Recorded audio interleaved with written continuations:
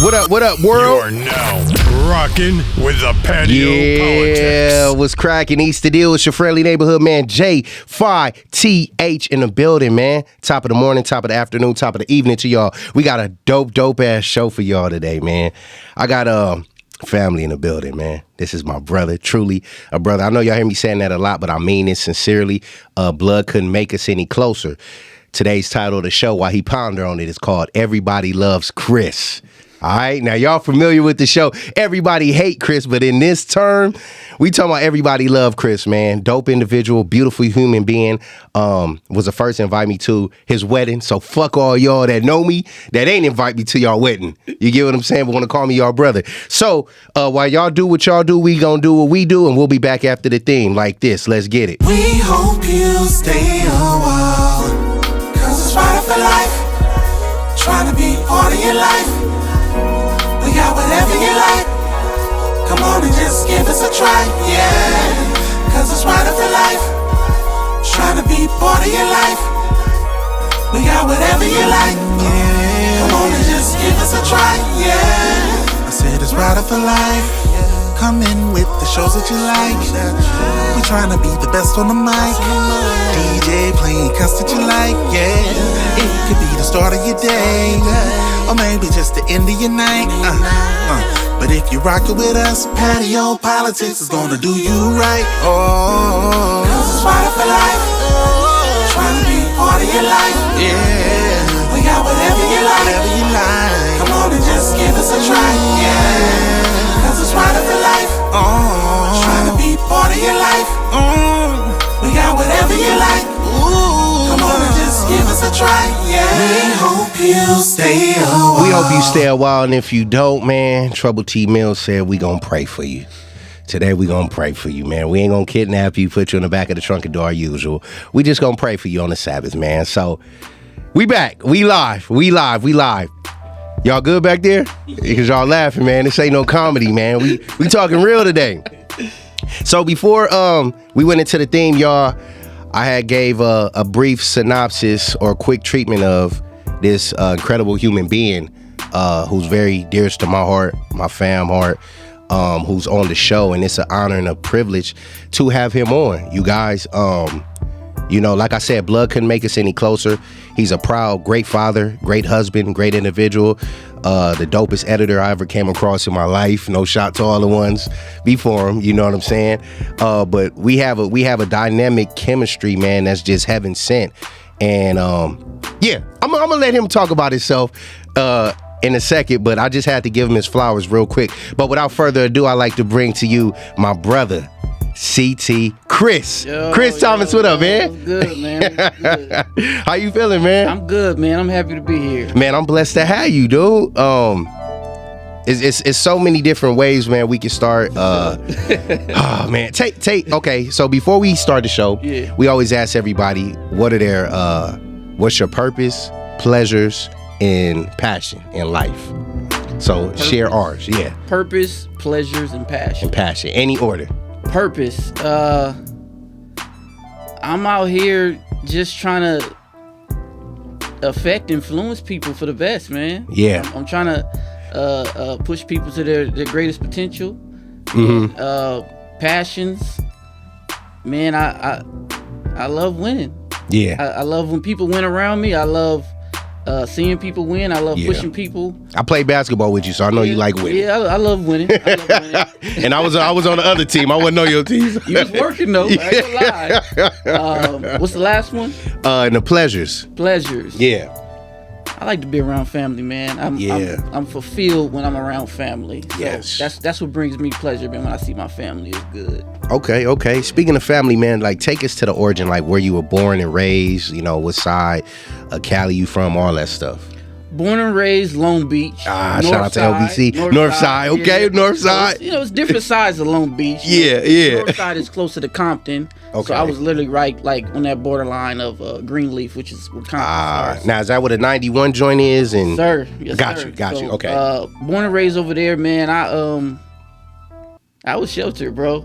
Yeah. I was sheltered. My pops was a preacher. Mom shout out to Pops and Mom. Yeah. She was a choir director for the state for Kojic. So she was over the youth. Mm-hmm. So, I done been to, every choir rehearsal, every church basically in LA, bro. And so I grew up around that. So, when I made my transition, starting school, man, I was like fresh, like what's, walking in the bathroom, you smelling weed. Yeah. People talking about sex. I'm like, I don't know none of this, music. Yeah. So that's just how I grew up, man. Just, being around the church, man. Now, let me ask you, did you grow up in a 2-parent home?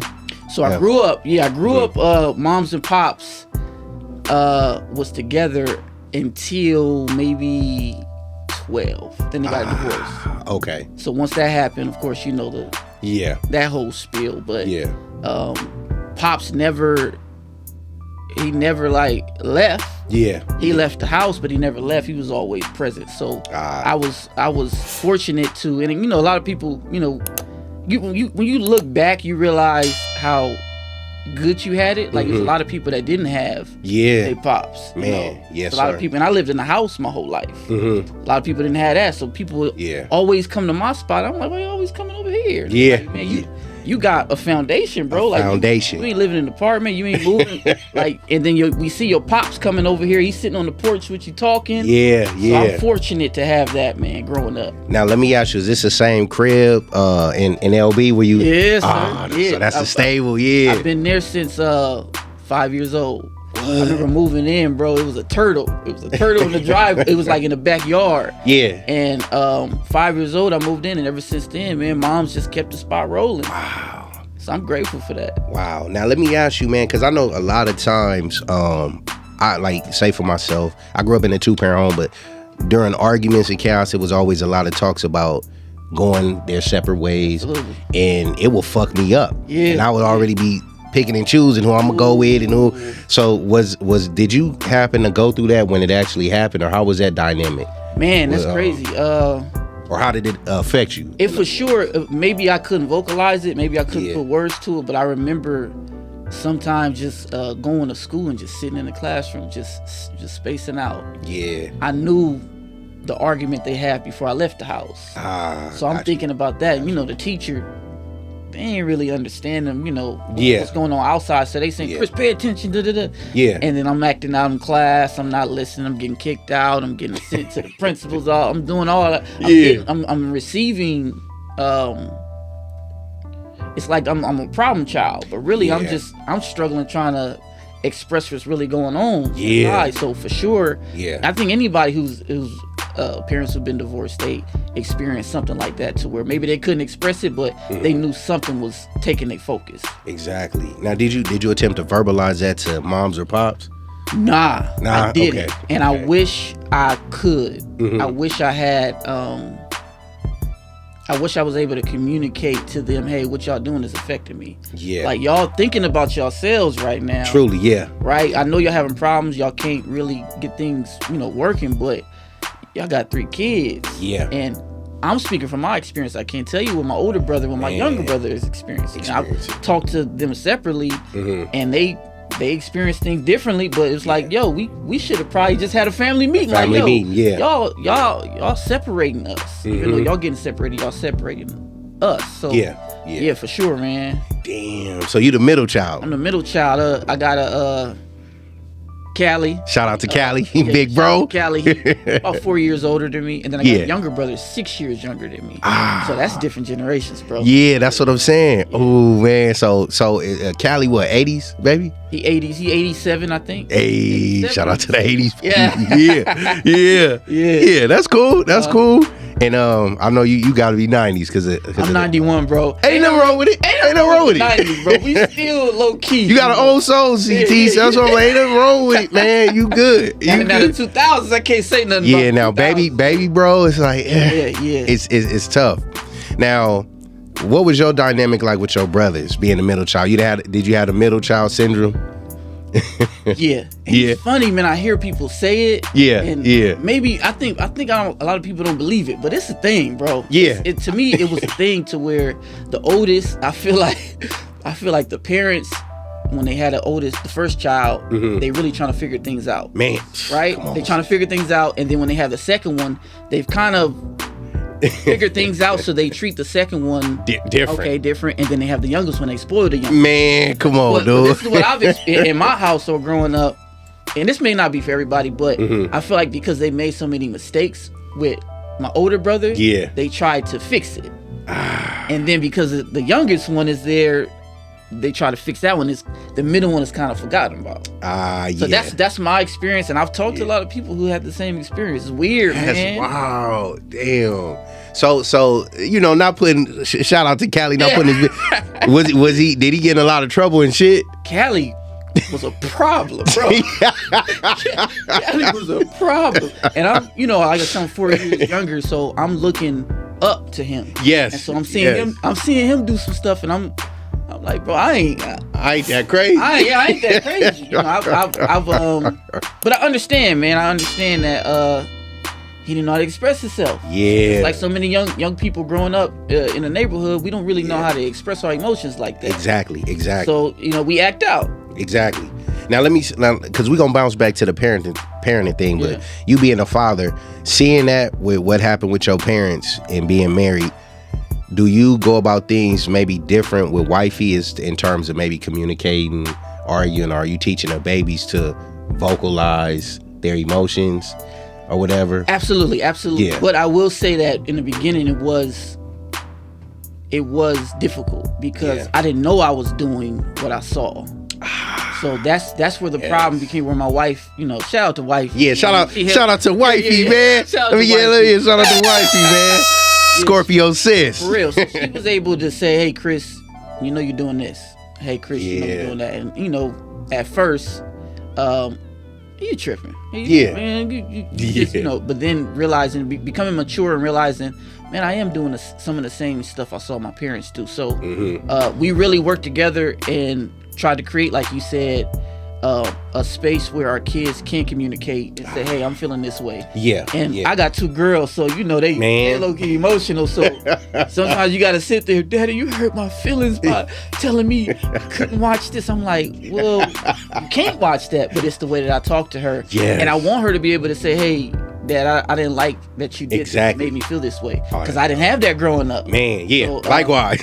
So for sure, but it could have, went the other way, because I've seen the case where something has happened to somebody in their childhood and they repeat it. Yes. And they continue to repeat it. Yeah. And it's almost like they're okay with repeating it. Yeah. And so me, for my situation, I was doing it, but I didn't know I was doing it. But once I found out, I was like, oh, no, I can't continue in that. But, that's just my situation. Now, what outside of wifey letting you know, what was that final point for you to be like, damn, I am doing this. Let me just sit back in. Because I know you say you was in denial, like, nah, no. Right. But what was that breaking point to make you be like, shit, I am doing it? So, my oldest daughter, she's maybe 3. So, I'm out working. Kids don't understand that you working. When you come home, you're tired, right? So I'm out working, and I come home, and I'm doing my own thing. I'm trying to decompress. And she's just trying to play all this energy. Oh, Daddy's here, energy. Yeah, happy to see Dad. Right. And I low key was like, not right now.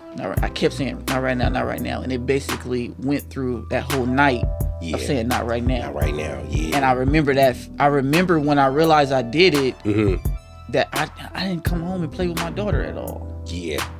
I know I was tired, but I look back at when my dad and my mom did it. Yeah. And I remember feeling like, why they ain't got time to play with me? Why they ain't got time to talk to me? Yeah. So it's one of those things where you look back about, what happened to you, and then you see yourself doing it. You gotta make the switch. Yes. You gotta make the switch, because if you don't, you're gonna repeat the cycle. Yes, of course. And then, say, for example, being a PK, did you said kind of briefly you did, but did you really experience that with Pops more so? Did he play the video games with you, or sports, or Right. So Pops didn't. He wasn't on the sticks, but we played ball. Yes. So Pops couldn't play, but he would be out there with us. He would be out there with us, and he'll run games with us. He was always supportive coming to the games. So he tried to, and I can't even speak on what he grew up in his house. I don't know his dynamic with his father. I don't think it was that good, but he tried his best. Got you. Right, he tried his best, and I feel like he did it. Maybe not with everything, but with the things that he knew he can do. Real talk. Yeah. So I think that was, for me, that was enough. Now I can't speak for my brothers if that was enough, but for me, that was enough to know that I know Pop's tired. I know Pop's just worked the shift, but he gonna come out here and hoop with me. Yeah. You know, it may not be for an hour. It's gonna be for about 5-10 minutes, but that's cool. That's enough. That's enough. Yeah, that's enough. Yeah. And let me ask you this: out of you and the brothers, man, who got the best ball skills? I seen all y'all on the court. Right. You see my young one? I think he was out there. Yeah. He was out there. He might have been there. So I don't know if you shout out to Cali. I don't know if you Cali. You know, like he was. Now Cali ain't gonna pass you the ball. He did. But he gonna score. He was putting up shots. So, he was. So let me tell you something about Cali. Cali could have went to the league. Yeah. Bro, Cali was sweet. He won MVP of the whole league. What? If you know who Brandon Jennings is. Yeah, of course. That was his game. Lefty. Wow. He wasn't, big in stature. Yeah, nah. He was driving. Yeah, he was driving to the rack. Yeah. He could drive. He had the handle. He had the crossover. Yeah. He could shoot. He was dunking. Cali was dunking in high school. Yeah, you gotta come out when you playing, Cali. Try dunking on me. Oh no, you got a little body in the air. But yeah, I ain't gonna lie, Cali was he was sweet. But I got a story if I can tell it, man. Yeah, nah, go ahead. So we all knew my brother was the best in the family at ball, right? But I'm coming up. I'm 4 years younger. Yeah, that's what I'm about to say. I don't know, TT. I see you in live action. Right. So every young brother's dream is to beat their big brother. Yes. So I had never beat him, right? Yeah. Until one day I was like, man, today is the day. We in the backyard, right? We in the backyard. I'm like, he's talking too much. Yeah. Right? Yeah. And it lit a fire, and I'm boom, boom, boom, boom, boom. We going to maybe 11. Yeah. It's like 10-8. I got the final score, right? And I'm driving, and he fouled me. Big brothers don't want to lose. Yeah, nah. He fouled me, and I'm like, all right. And then I said, this is how he gonna play. I'm gonna just have to roll with it. Yeah. Next possession, hit him with a whoop, whop, whoop, whoop. Drilled it. Game over. His boy was sitting there watching, right?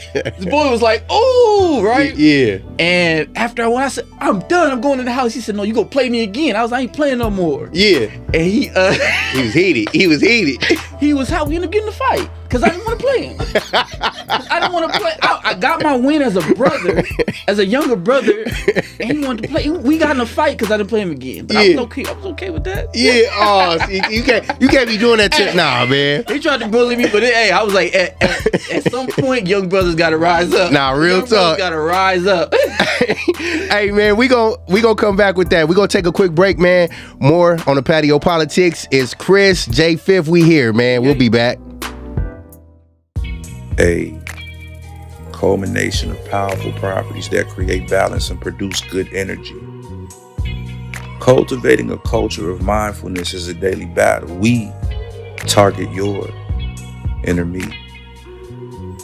Physiological effects, change you can truly feel. Aesthetically pleasing on the surface, but handmade to help you heal.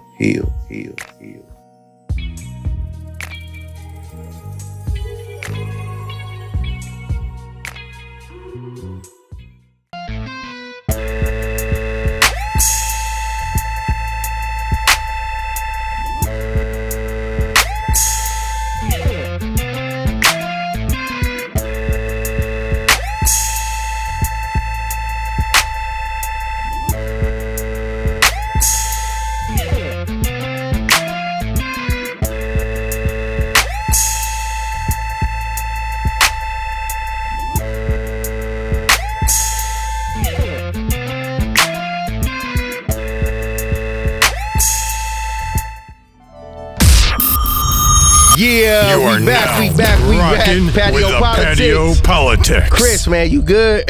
Good, man. I'm tripping off that game, man. You can't do that to the big brothers. I wish Inf would, man. It's like, nah, you gonna play. Inf used to do that shit in video games. If he finally beat me, he want to throw the controller. I don't want to play no more. Now. You gonna play, man. That's good for the night, man. Yeah, I already know. It's like you gonna play or you ain't playing the game no more. Don't touch my game. Don't touch the controller, nothing. But we was talking about just that, being a father briefly, being a PK, about Pops. Tell me a little bit about Pops, history and everything, and his transition into becoming a pastor. So Pops was he was big thugging. He was big thugging growing up. Yeah. In Compton. Mm-hmm. And Pops ended up getting shot in the head. Wow. Pops got shot in the head. He survived. Mm-hmm. I think the bullet might have hit a bone and ricocheted, hit his jaw and came out. Mm-hmm. And I believe shortly after that, Mm-hmm. he had just had an experience where I think he said he was about to go to the club. Yeah. And he had this feeling of just, I guess, not feeling good. And so he started walking home. Yeah. I think he said he got home and he watched TV and there was a preacher on the TV. Yeah. I'm trying to remember what he told me. Yeah. And he said the preacher was speaking directly to him. And after that, he gave his life to God. Wow. And so he went from the street dude to now being in the church. Yeah. And that was, I want to say in his early 20s, mid 20s, early 20s. Wow. So he for sure was out there. Yeah. He was out there. Well, I know you saying it humbly, and I respect, but I heard some stories about Pop. Yeah. Yeah, like he's known. Yeah. He's known, yeah. But that's all I've known him to be. Yeah. Is a man of God. I've never seen my pops drink. I've never seen him smoke. I've never seen him use profanity. I've never seen, my pops, he's confrontational a little. I've seen him getting confrontations, but I've never seen my pops fight. Yeah. So I grew up seeing my dad as this figure of, maybe he don't do everything right, but I want to be like him. Yes. There's a lot of characteristics that I see of my dad. The way he talks, the way my dad talks. Mm-hmm. And sometimes I get that too. Like, man, Chris, you kind of know how to talk. Like, you ain't too harsh. Like, the way he talks to people he don't know. Yeah. I be watching him. I'm like, man, I admire that. So Yeah. I ain't got nothing good but to say, about Pops. Yeah. And that's the thing. You do have a way of talking to people or saying, nah, I ain't fucking with that, without in a nice way. It's like, damn, I fuck with that. Like, that's cool, man. I admire that too. You know what I'm saying? Yeah. And that's crazy you said that. Now, when did your life start turning into getting into the streets? Like what age or what attracted you to that life per se?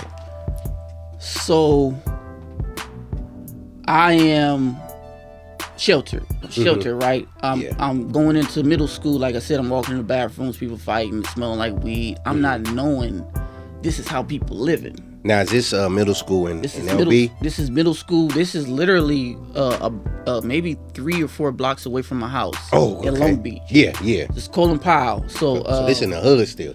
It's the hood. It's the hood, but it ain't the hood. So I'm seeing how everybody else is moving, and when I come home, they not moving like that. Gotcha. So Gotcha. School kind of influences you. Yes. The people that you're around at school influences you, and if you used to singing Kurt Franklin and they used to singing Usher, you're not gonna start singing Kurt Franklin at school. You're gonna try to learn the Usher songs, right? joints. Yeah. So it was a little bit of that, and then I would say my transition into high school, which was 9th grade. I played ball.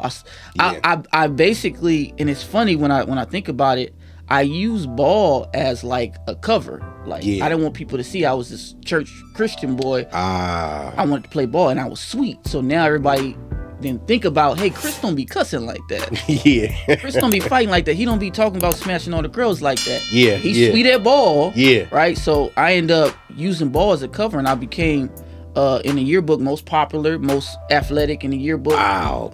In middle school. And then I transitioned to high school, and I don't play ball. Yeah.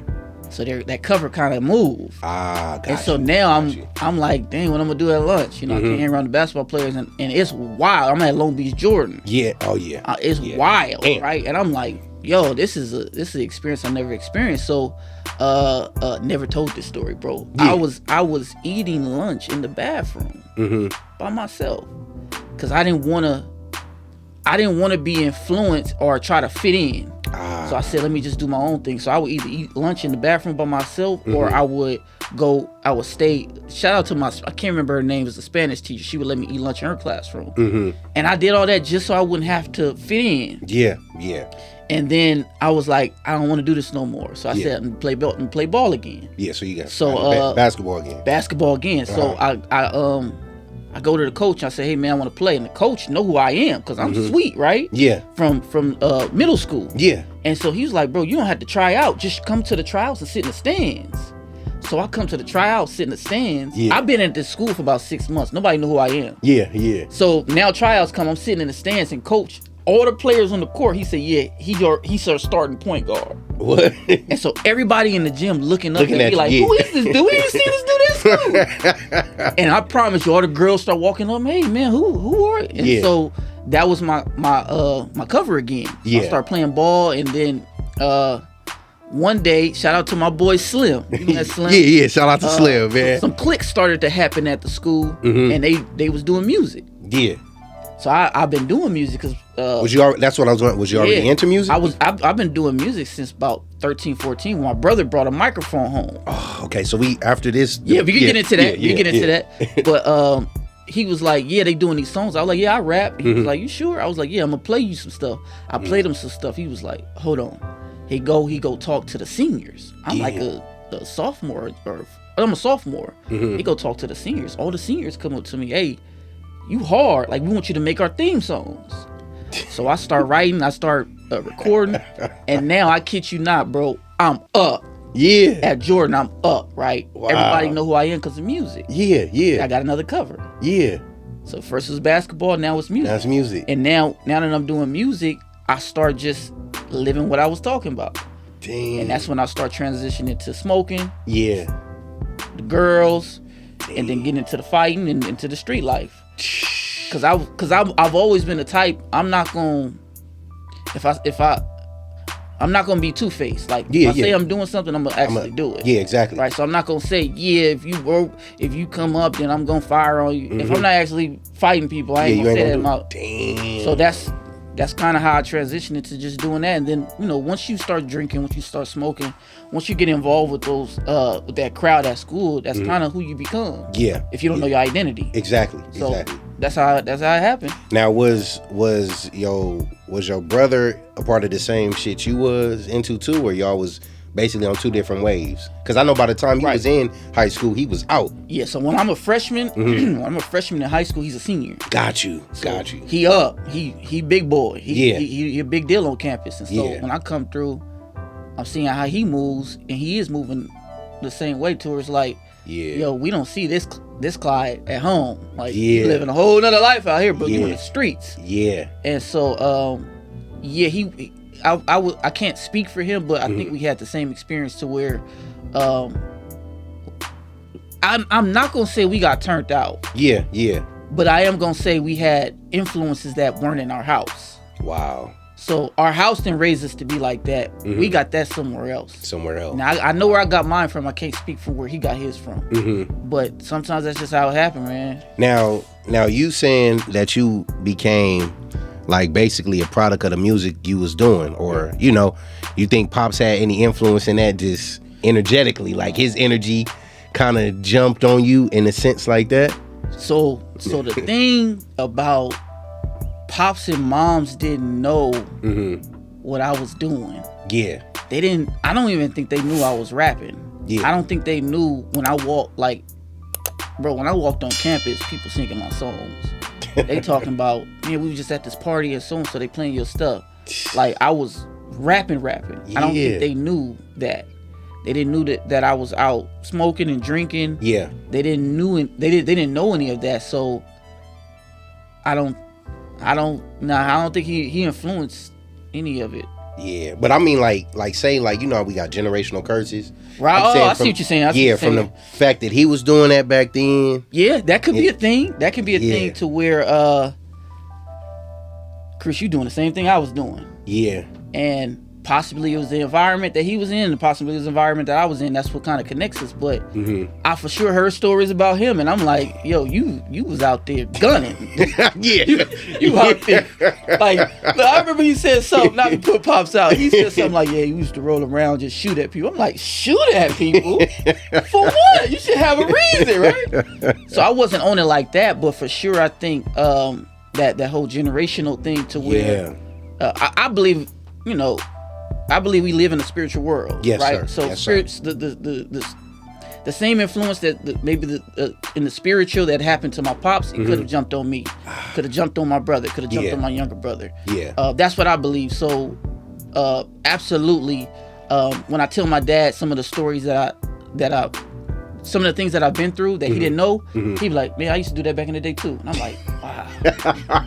Like the apple don't fall. Like yeah. No, and sometimes that's how it happened, man. Damn. So, man, what tripped me out though is a music. So once you start getting into the street, like smoking and drinking, were you still playing ball too? I was playing ball.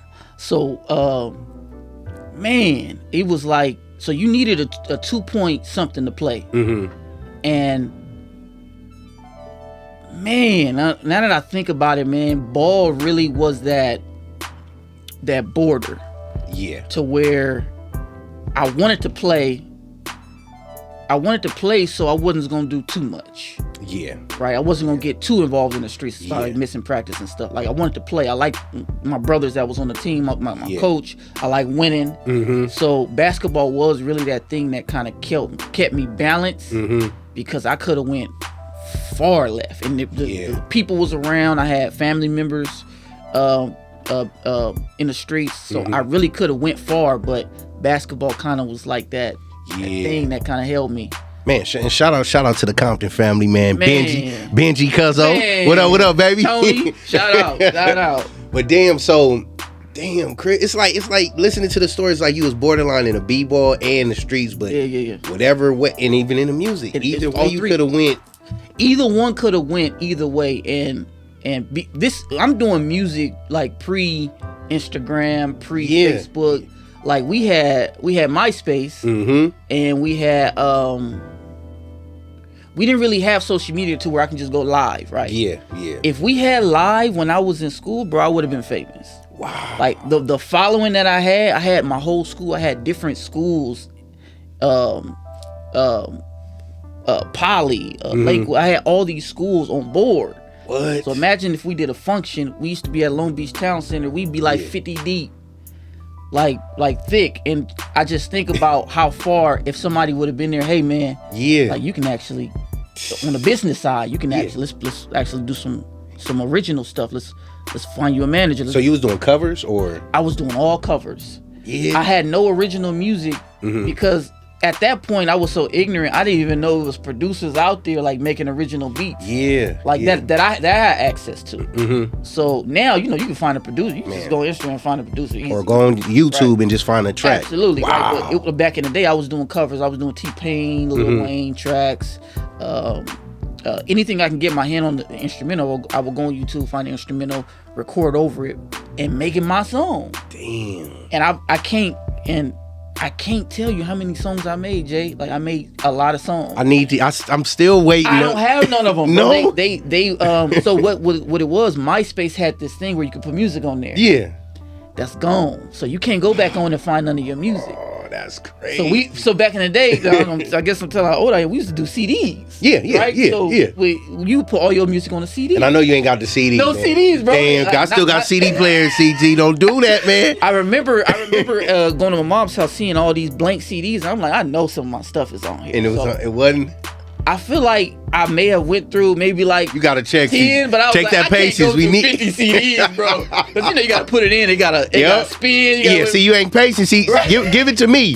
I got time today, man. I got time. Yeah. So I made a lot of songs. I made a lot of tracks. I put a lot of people on. Yeah. It was so many people that I low key discovered. Like I was playing producer, not even knowing that you was. I was a producer. Wow. Hey man, you sound kind of good. You think you can rap? I hear him rap. Okay, do your delivery like this. All right, we're going to the studio. I had access to my studio. This in high school? This is in high school, bro. Wow. I put people on, like, hey, come on the track. And everybody knew me from music, so they knew when we work, our stuff, everybody gonna know our stuff. So could have went far that way. Like I said, I could have went far left with the music. I mean with the streets, and I could have done something with basketball. Damn, that's crazy. So who was your influences? I'm gonna get back to the music and basketball. Who did you grow up like wanting to pattern your skill set like for? Iverson. Okay, yeah, that's the one. Yeah. Iverson, because of his size. Yeah, I knew I wasn't bulky. I wasn't tall. Iverson, the way he moved, man, I would just watch him like, how is he scoring? Yeah. How is he like? And this is a Kobe sticking him. This is a Jordan sticking him. Yeah. These is people 6'5", 6'8", sticking him. How is he getting by him? So I kind of patterned my game after that, and I developed my crossover, and that kind of been like that was like the core of my game, my handles. So I was point guard. Ooh, and you was all your 4 years? All since high school. I'm sorry, since middle school. I started as point guard, and my brother. And this is where I kind of was like, maybe I could have been as good as my brother, because my brother wasn't a point guard. He was a shooting guard. He was a two. Okay. So as a point guard, you gotta facilitate. Yes.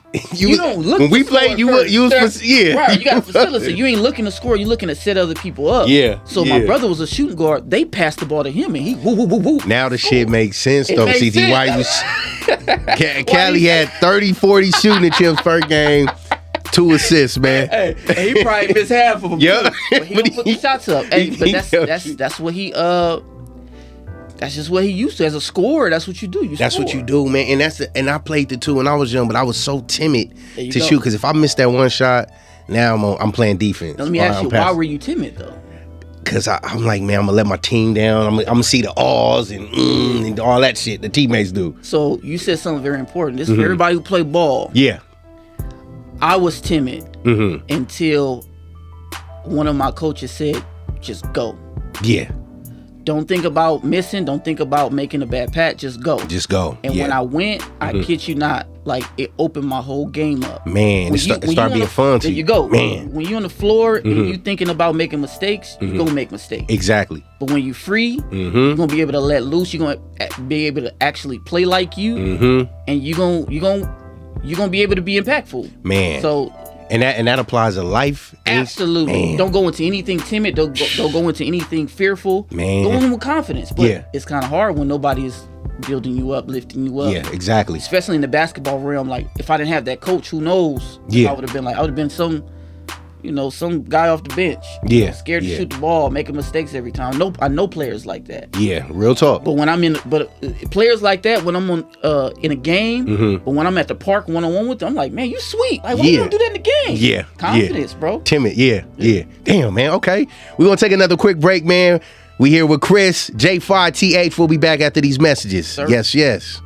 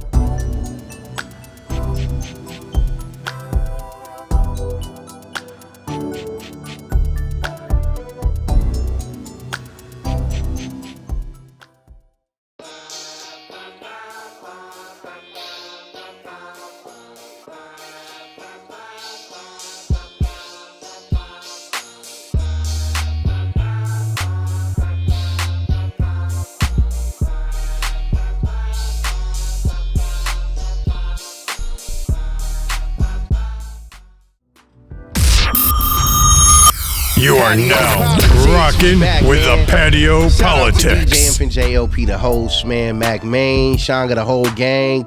Trouble T Mills in the back. Ready to talk some shit later. Shout out to Jazz. Yo. Libra K. You know, Jazz put this whole thing together, man. Me and you wouldn't have met without Jazz. Yes. Yes, that's what I'm saying. Without jazz, we wouldn't have met, bro. Man, and that was a crazy part because remember I was telling you I didn't want to come to the video shoot. I'm like, man, it's gonna be my cousin. Shout out to Free Money. It's gonna be the whole East Side hood there. Yeah. Then I knew Cali was affiliated with his. I'm like, man, it's gonna be too much. Yeah. You know, you go and you ain't in the game, but niggas gonna be looking at you. Who's this? And I just went, man, and then that's when Jazz was like, that's what I was talking about. And I'm like, oh yeah. Wow. And remember I told you I asked my cousin, he was like, nah, man, she ain't gonna shoot your stuff, man. And I'm like, what? He like, nah, he ain't gonna shoot it. I'm like, let me talk to him myself. And then that's me and you sat. Yeah. And it was like that click instantly with, man, God. Ooh. That was God. Shout out to Jazz though. Shout out to Jazz, for real, Jazz. Man. Plugging it together. And she don't let no, nah, that's CT. I brought, man, don't fuck this up. Don't fuck this up. But it's funny, man, when you came to the set, I just remember working, but I remember because you was acting. Yeah. And I remember watching and I was like, who is this dude? Yeah. He on point. Yeah. And when you told me who you were, I was like, yeah, Jazz was right. Yeah. Jazz was right. And we need to be together. And I'm listening to Cali stuff and I'm like, damn, man, they keep saying how good I act, but I'm like, I do music, man. Like I don't. Wow. Yeah. So I'm looking at Cali like, man, like fuck this acting. We need to collaborate on music is my go-to, not this acting stuff. But they were just so helping, like, man, da. And then that's when me and you sat. And matter of fact, shout out to M too, because M was like, nah, man, like he's cool. He's cool as a fan. Jay, just talk to him. And I was doing that timid shit, like I don't want to bother him. You ain't getting nowhere being timid. You not, man. And we sat and chopped and look. That's it. Hit me, was like, hey man, I want to invite you to my wedding. I'm like, this is my nigga. Yeah, let's get it. I'm here. Hey, look, a funny story about the wedding. You came to the wedding, and then but it was too late. I wasn't tripping. I was just grateful to be there. I was thankful. I want to apologize for that. Man, you didn't even get to see, the whole. Hey, I'm like, man, I'm making it. You remember? Because I had to fly out for the film festival around this time. We was behind schedule. I'm not gonna say how long, but we was behind. I wasn't tripping. I was like, I gotta make sure I see him. I seen shout out to my cousin Tori. I seen her and Cuzzo Benji. Yep. Them. They like, where you going? I was like, I gotta catch this flight, man. I'm like, I seen CT. Man, give him my love. So yeah. And I was mad when you sent me the pictures, and I'm like, fuck. I wanted you there, but it's all good. Yeah. And then the bachelor party, man, talk about that, man, because that was something unique that you did, and it was fun as hell. Okay. You usually hear about like a bachelor party being, of course, strippers, drinking, smoking.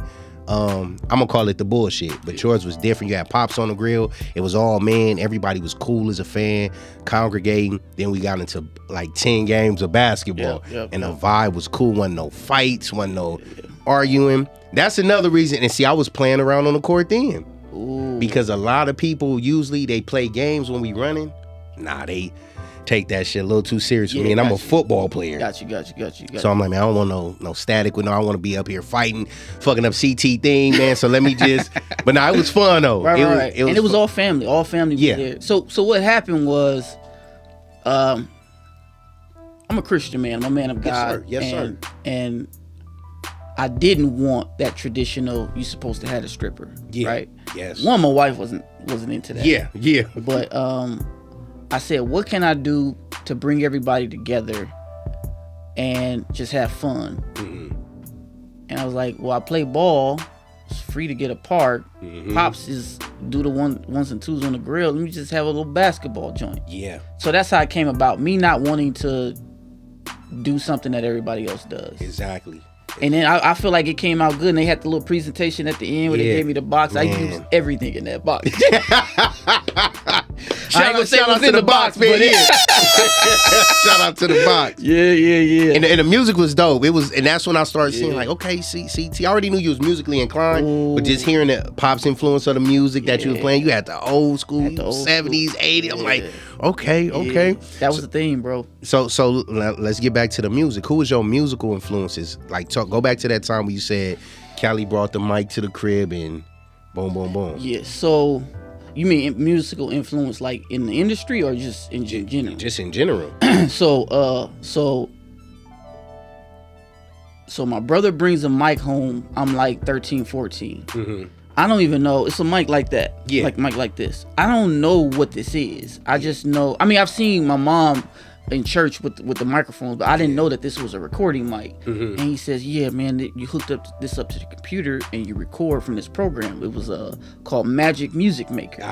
Old school, shout out to on the PC, right? Yeah. And he was like, yeah, I'm about to start rapping. And I was like, oh, can I get on the song? Yeah. Because I heard rap music before. Yeah. He was like, he said, you can get on the song, but if it's weak, I'ma delete it. I said, all right, for sure. So I remember spending maybe a week or whatever writing. It was to the T-Pain Buy You a Drink beat, right? So I'm writing. And the way I used to rap, it was all like, what do you call them? Where, I can't even remember what you call it, but I wrote my verse and he heard it and he was like, he didn't give me my props, but he was like, all right, you can stay on. And so I found out later, he was like, this is years later, big bros, y'all got to do a better job, man. Y'all got to do a better job. Years later, he said, man, your verse was so hard, I had to kind of rewrite mine. I said, oh, you should have told me that. So after I got on the song and I saw that it was actually good, I was like, man, I kind of like writing music. And it was fairly, not easy, but it was something that I felt like I was doing right. So after that, I just kept writing. We had the microphone, we had the software at home in the living room. So because mom's, she wasn't feeling that, we would wait until she went to choir rehearsal, right? So when she went to choir rehearsal, we would come in the living room and we would record, just like we had our home studio in like 2003, 2004. Damn. So after that, I just kept writing, and like I told you, my boy was like, man, you don't do Slim. He was like, you don't do music. I was like, yeah, bro, I got a catalog. Like, I've been doing music since 14. And I showed him the stuff, and then from there, once the click, when they wanted me to do the theme songs, once that popped off, and I saw not just my brother saying it was good, but now my peers saying it was good. Because I had all this music recorded without my mom knowing, and nobody heard it, just me and my brother. But when I got into school, everybody heard it, and I saw the response. And it's that thing, when you're doing something that like it's a God-given gift, you can feel it. Got you. And the feeling was, I want to do this. Yeah. I don't know to what extent, if I want to be a professional artist, but I want to do this. And so I kept writing, and it got to the point, like I said, my songs was playing at parties. Everybody knew my songs. Girls was coming up almost every week asking for me to print out make CDs for them with my original songs. And then the last day of school, I'm in high school, senior, they say, hey, Chris, come to the office. And I'm like, okay, what's this about? Come to the office. They said, we're taking pictures. I'm like, for what? You won most musical in the yearbook. That's out of high school. Everybody knows you do music. You won most musical. Everybody voted for this, bro. That's crazy. So at that point, I took it serious. Yeah. Please tell me you still got the yearbook. I didn't buy a yearbook. But I got access to one. Okay. I got access to one. For those who don't believe I'm telling the truth, I'm in the yearbook, most musical, and that's kind of what everybody know me as. They know I do music, and so when I stopped doing, because all my stuff was in the streets. When I made the transition at 19, where I gave my life to God, music stopped. I'm 32 now. And I'm just now building up my catalog because God had to build me up before I started making music again. All praises. Yeah. Damn. So okay. What was your transition into that when you gave your life? What was that breaking point to make you want to do that? It's on some spiritual stuff. Yeah, if you don't know how raw your audience want to get. Hey, man, come on. So I'm in the streets heavy at this time, and I got a lot going on. I got baby mamas everywhere, potential baby mamas. I got baby mamas everywhere. I got an alcohol problem at this time. I definitely been smoking more than I should at this time. And I'm still doing music. I'm doing music, and a buddy of mine says, hey, man, this manager, he want to sign you. It's this label that want to sign you. And I was like, okay. They said it's a showcase. All you gotta do is prepare some songs, do them in the showcase, but they gotta be original. So I start working on my stuff. Boom, boom, boom, boom, boom. I'm preparing for the showcase. I go to a party one night, and I I feel like I smoked the most weed I have ever smoked in my life. I was the highest I've ever been. This particular night, it was like a salad bowl. Yeah. It's a salad bowl full of blunts. Bro, I have never seen this in my life. I'm like, how much money is in there? Exactly. And so it was like open access. Smoke as much as you want. I'm smoking. Wow. And it's probably like 10 something. I'm like, man, I'm about to just head home. So I head home and I lay on the bed. And I got my door kind of cracked open to where I can kind of hear my mom's, because my mom's had a daycare. Yeah. So sometimes she would watch kids that maybe their parents were like bus drivers, so she would keep kids late at night. Yeah. You know what that's about. So I hear my mom talking to some of the kids in the kitchen, and I'm laying on the bed. I'm awake, bro. I lay on the bed. I turn, look, I hear her, and then I look back at the ceiling. It's a 10-foot demon hovering above me. Wow. And I'm stuck to the bed. I can't speak. I can't move. And all I hear in my mind echoes, sell your soul, sell your soul, sell your soul. Wow. So growing up, you kind of, you've seen that in movies. You know what selling your soul means. Yeah. Like what that really means. And like I said, moms and pops, shout out to them. Like, you never shout know out to mom and pops. When you put your kids in an environment like a church around godly people, you may not see the effects right away, but when they need it, it's gonna come up. Because in that moment, I'm like, moms and pops, they put me around God. I know I ain't supposed to be doing this. Yeah. And I remember I couldn't speak, I couldn't move, but I was like, no. And all of a sudden, if I can describe it, you couldn't see the face of the demon. It was like a Grim Reaper type of thing where it's like a hood over it, but it stuck a bony finger out, it touched my forehead, and it left. I can sit up, I can now hear moms, and I'm like, yo, what was this? But I'm high. So I'm thinking, Chris, you tripping. I'm tripping. You man. You smoked the most weed in your life. You seeing stuff. Yeah. So I go to sleep that night thinking, I'm just tripping. Yeah. I'm still preparing for the showcase. Yeah. Maybe a week later, my boy called me over to his house. Now, this is my boy through another boy. So, you know, when a boy through another boy say, hey, come over to the crib, you thinking your boy is over there. Your boy over there, But I'm like, yo, this weird. Like, my boy should be over there, but you calling me over here. So I was like, I smoke weed, so he called me over to smoke. Yeah. So I go over there to smoke. He didn't already smoke half the blunt. And I kind of got the feeling he ain't really had me over here for this. Yeah. And he says to me, he puts out the blunt and he says, hey, I've been thinking about something, man. You about to be famous. Like, you gonna make it with this rap stuff. You should sell your soul to the devil. I've been doing research and I do it with you. What? And so I'm looking at a human. Yeah. What I saw in the bedrooms was spirit. Yeah. But now I'm looking at a human, and he's saying the same thing, and I'm like, oh snap. Yeah, I ain't tripping. I ain't tripping. I am not, tripping. because like I said, I came over there. He already smoked half the blunt. And the weed, I didn't smoke so much weed. I'm like, that didn't get me high. Yeah.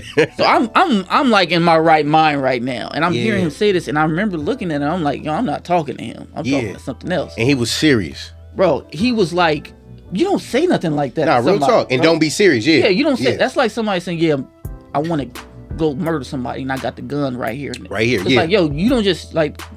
That's crazy. So I remember, I used to fight. Like I knew I can beat the dude up. Yeah. Right. I knew that wasn't a problem, but it was a spiritual thing. Yes. So I was so fearful that I kind of make man, I'm about to get out of here. You tripping? I go to the car and I'm so scared. I'm shaking. I'm holding the steering. I can't even drive. Yeah. Because I'm like, why is the devil after me? Like I know enough to know this is the devil. This ain't God. This is the devil. And so after that, like I told you, Mom was heavily in the church.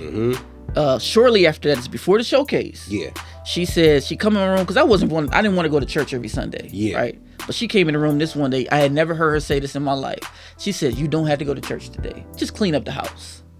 She gave me permission to not go to church, which I have never heard. Yeah. And I remember, if you remember back in the day, you would watch BET. Yep. At night, yeah, like uncut. In the morning, they would play sermons. They would play sermons, about so, like 2, 1 in the morning. There you go, the Nelly. Yep, yes, sir. Yes, sir. You know what I'm talking about. So I was doing that night, but when I woke up, she said what she said. You don't have to go to church. Walks out the door. I'm in the house by myself. Yeah. I turn, look at the TV. It's a sermon on. It's T.D. Jakes. He preaching, and everything he's saying, he's saying to me. Wow. And it's funny when I think about it, what I said earlier, that's the same thing that happened to my dad. Happened to Pop. I was just about to say that. Wow. And the scripture that he preached from, it was Luke 1:15. Mm-hmm. And so I had this feeling, go to church. Mm-hmm. Mom's told you had to go to church, Chris. Go to church. I go to church, I sitting there, and no hit on that church that she was going to, but the choir wasn't. Yeah. Right? They wasn't hitting like that. Yeah. Well, I kid you not, I'm sitting in the back too, and it's like angels singing, bro. Wow. That's how I can describe it. It was like angels, the most beautiful sound I've ever heard. Why are they sounding bad? Yeah. Angels, because of the lyrics. Yes. And I remember making up my mind at that moment, if he calls for an altar call, I'm going up. For whatever reason, I said that to myself. Yeah. And so this is for all the pastors out there watching. Mm-hmm. Have an altar call. Yes. If you do not have an altar call, Chris, don't go up. Because if for whatever reason, we're running late, and then they forget, I wouldn't have went up. Man. Have an altar call. I went up there and I got saved. I was 19. That's August 8th, 2010. I remember the date. From there, my life changed. I quit smoking, quit drinking. It's been 13 years. I haven't smoked. I haven't had any alcohol, and I haven't used profanity. I haven't. Yeah, because you don't cuss. Yeah, I haven't done that in 13 years. Wow. Since that day, bro. Changed my life. Guys, damn. But music stopped. Yeah. So that's what we got into. It. Music stopped right there because I feel like when I tried to do music, for some reason it didn't feel right. Because when you're doing secular music, you can just say, but when you're doing music for God, you can't just say. You can't just say anything. You can't, it got to be pure heart. Yes. When you're doing music for God. Yeah. But did it stop because you started, now the singing, that's what I'm getting ready. Yeah, and it's funny, it's weird that I couldn't rap, but I could sing. Yeah. And so the singing kind of took off from there to where just singing hymns. Were you already singing before? So I was making love songs when I was in high school. I was making love songs to the ladies. So those are the personal tracks. Got you. See, you didn't talk. Okay. Yes, I was making personal tracks. I wouldn't say my voice was the best, but I was. It was more so the lyrics, and that was my first taste of. Oh, you can hold a note or whatever, and it's something about being at all those choir rehearsals with my mom. Man, I could that trains you up. Yes. Hey, man, that tenor sounds off. Hey, that soprano sounds off. Hey, that alto sounds off. I could hear when something was off. Yes. So I always had the gift of hearing notes, and that kind of transitions when I do film scoring. Wow. Right? When I mess with the sound for film, I can hear something. I'll hear it in my ear, and then I don't know how to play the keys, but I'll play the keys. Oh, that ain't right there, right. And then I'll hit the note. Oh, that's the note right there. It. And so I kind of took that and kind of added that to my singing, and I've had no problems with singing. But I've just now, like I said, that's 13 years ago, I've just now been able to write a gospel track. Wow. And for whatever reason, it's now. I don't know. Now, is this the same time? Remember the gospel joints you sent me, the 5? Right. Did you write all those consistently, meaning like your spirit was just pouring out to write those, or it was over time that you wrote those? Both. I'll say both. So what happens with me, this ain't for everybody, but for me, you actually worded it right. My spirit was pouring out to whatever situation, whatever I was talking about in those songs. Yes. So I struggled with porn. Yeah. Growing up, I struggled with porn. I think I started at 12, maybe younger than that, maybe like 8. Yeah, wow. And so that went on for a while. And one of the songs that you're talking about is called Ocean Deep. That was when I just one of my favorites. I got to the point in my life where I was like, I'm sick of this, man. It's like it got a hold of me, and I can't. Every time I try to stop, it keep coming back. Yes, sir. And so that song, if you really listen to it now, you can realize I'm talking about porn. Wow. I think I said something about just gravity is like it keep like when the clock strikes midnight, when it gets dark. It's like it pulls me. Do it. So whenever I have made singing songs, it came from a place like that where I'm trying to get something out. Wow. or I'm trying to put something in. Yeah, and you didn't never think to probably do like no music visuals or none, or this was just your personal. That's funny because I do video, right? Yeah. And I've never thought about up until, like I said, this now I'm making. I got some stuff I'm working on. Yeah, some rap stuff. I got. Hold up, you back on the. Got some stuff, bro. Man, hold on, all right, man. We're gonna take a quick break. All praises, man. Y'all see how God work? Oh my God. All right, yeah. We're gonna take a quick break, man. We'll be back. Chris, J5, we here, man. Sir. Yes.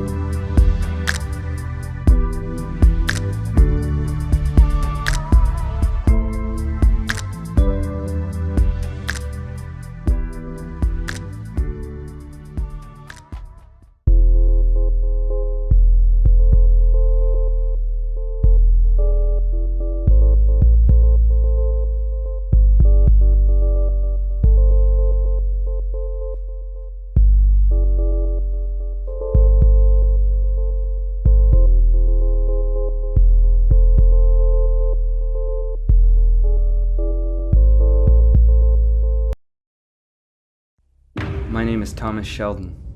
I'm a local reporter and ex-private investigator.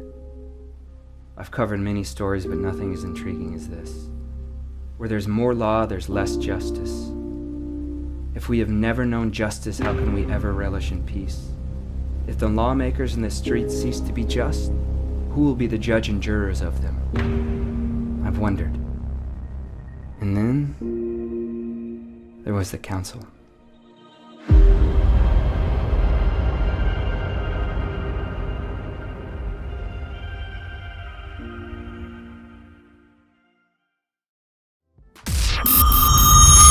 Yes, sir. With Patio the Patio PolitiCz. Man, PolitiCz. I don't know about y'all, man. I ain't saying this as a youthful said, because I'm a little bit, I ain't gonna say older, I'm a little bit wiser in age.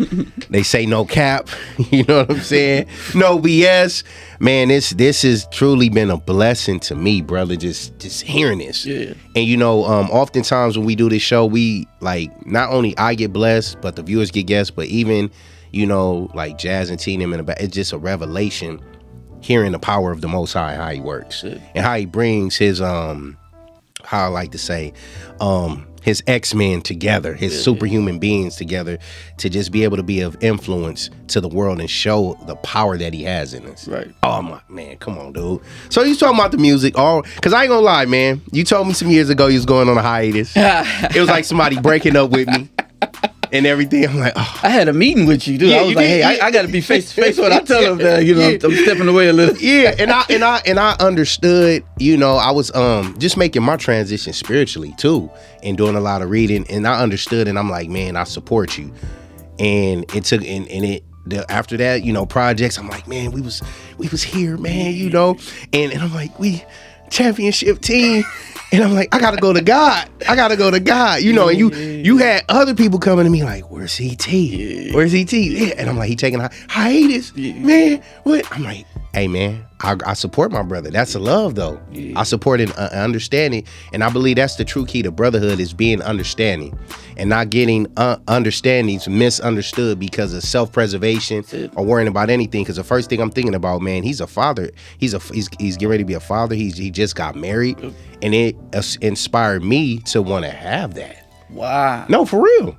You know, that's why I was mad I had to leave the wedding. I'm like, man, it's my first wedding. Like, wow. Brother, yeah. I'm like, I want this. I don't want to be a player no more. I was like, yo. I'm tired of hurting and breaking hearts. Yeah, how, like, come on, man. Come on, I'm tired of being in court for these different, God help, so it really, and even to this day, man, I like to credit Heart and Soul to you and sis. Wow. Yes. You know what I'm saying? Just bringing back black love, and I was expressing in jazz that it's a blessing. You guys, man, I tell people, if you hang around 9 gangbangers, you're gonna be the 10th. You gotta surround yourself around people who's advantageous to your growth in spirit, not just for the time being, but just a lifetime of just love, companionship, and being there for each other. And I tell people it's deeper than just I don't call him my editor. This is my brother. So when CT take his hiatus, I'm not hitting him because I'm like, hey man, trying to manipulate a conversation to see when he coming back. Like, I just want to check on you and tell you I love you. Yeah. And it was all genuine. And I appreciated that. Yeah, man. for sure. One of the few that everybody else was trying to say, hey, come back. Yeah. But you was one of the few that say, man, I'm just checking on you. Man, that's it. That's it. And I know all things happen in God's timing.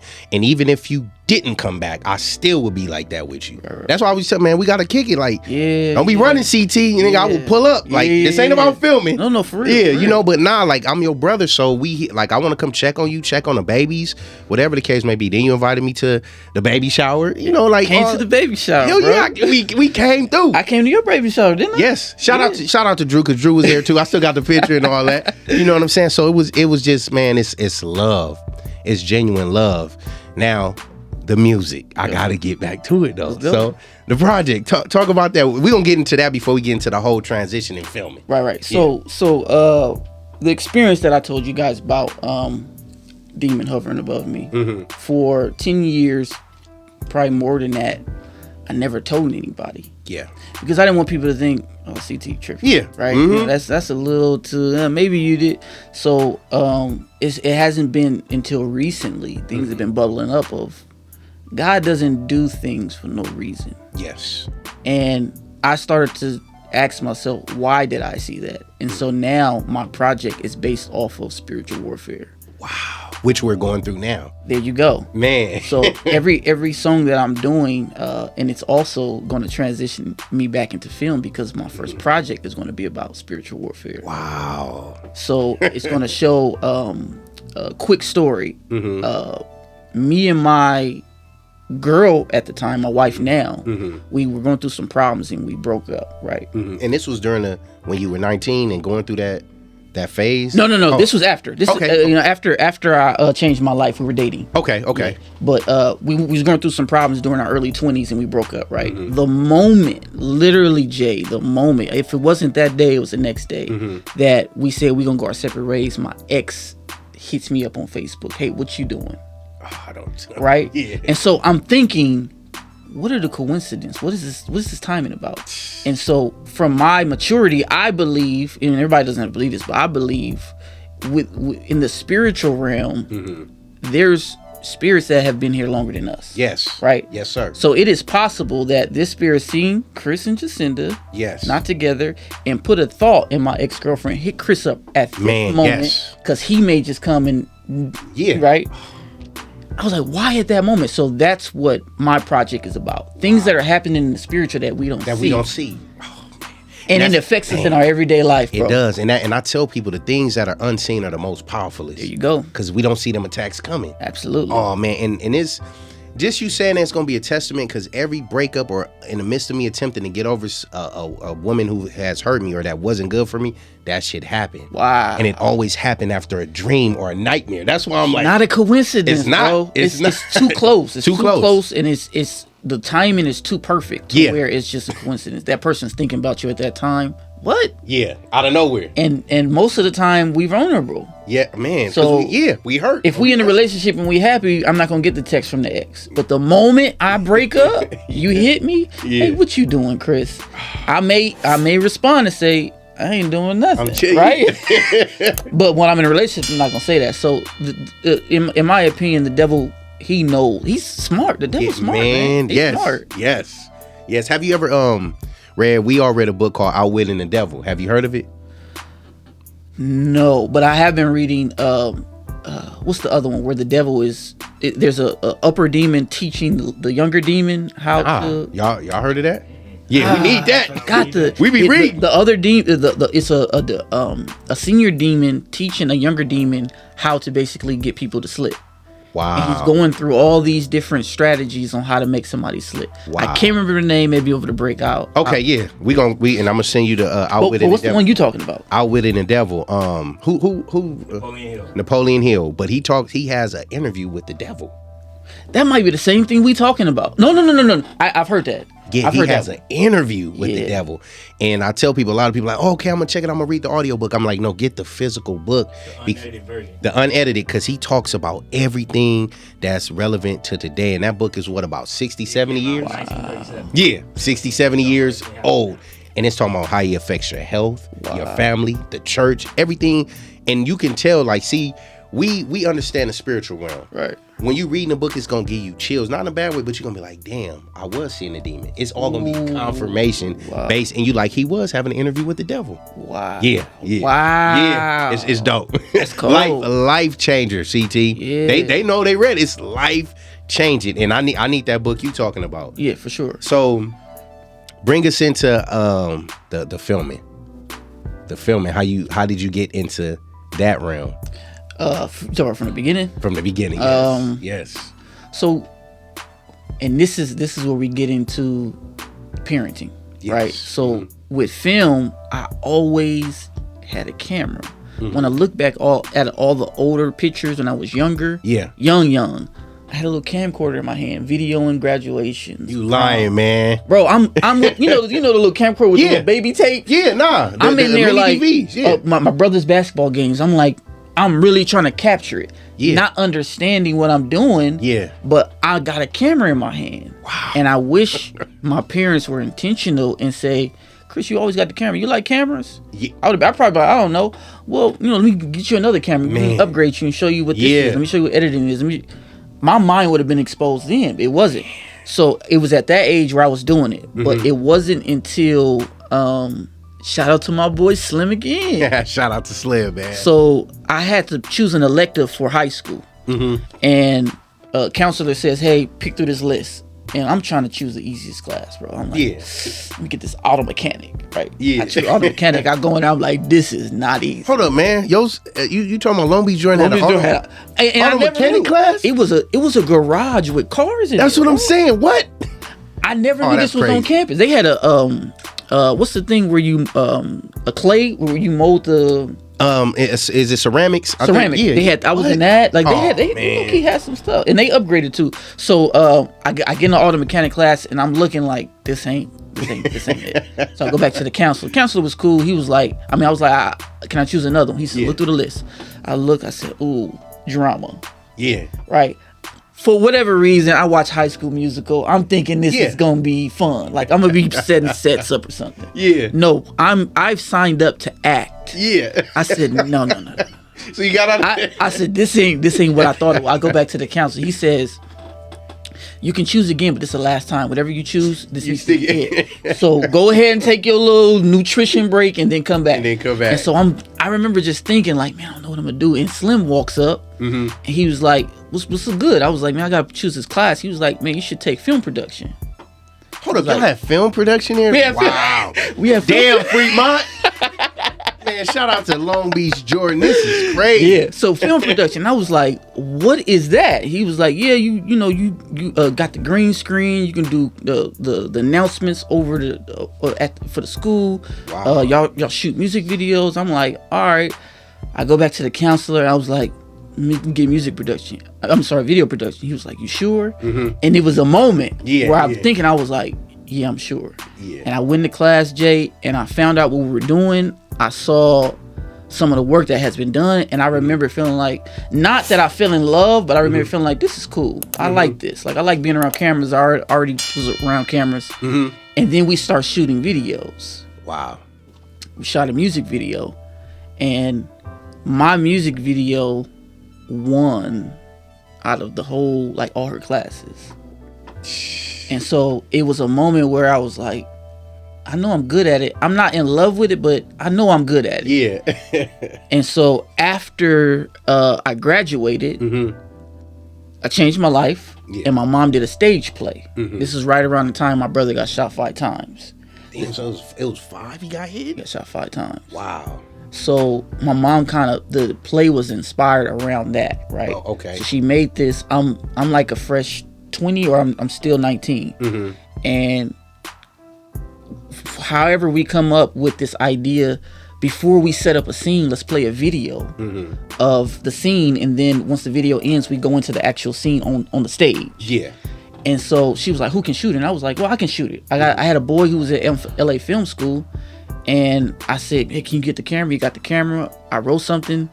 We filmed it, and we played it at the Linwood High School. Yeah. In the theater, packed house. Everybody was like, "The video was hard. The video was hard," and that was a moment for me, like I told you with music, where I saw peers look at it and say, "Hey, you good?" And so from that, I was like, okay, maybe I should start taking classes. So I went to college, started taking classes, and I took a film production class. And I'm in the class, and they showing a documentary of real movies. Like we see Titanic in the theaters, they showing behind the scenes of Titanic. Yeah, and I remember feeling like, this is what I want to do. Like I like this. Yeah. And that was the day where I was like, okay, from now on, this is my focus. And so I ended up being the vice president of the film production club at the college. I ended up making films for class, and they had film festivals for our college. And the teacher said you should submit yours, and I submitted it. Won two years in a row, first place. They gave me checks for scholarships and all that. So it's like confirmation, all these different. Wow. It's like, you good at this, Chris. So that was one of the first times where I was like, okay, I'm going to actually pursue it. And then it got to the money part where it's like, okay, I need to make money from this now. Yeah. Right. So that's when I start to venture out, do my own stuff, not in school, but do my own stuff. And that's when I low key ran into you.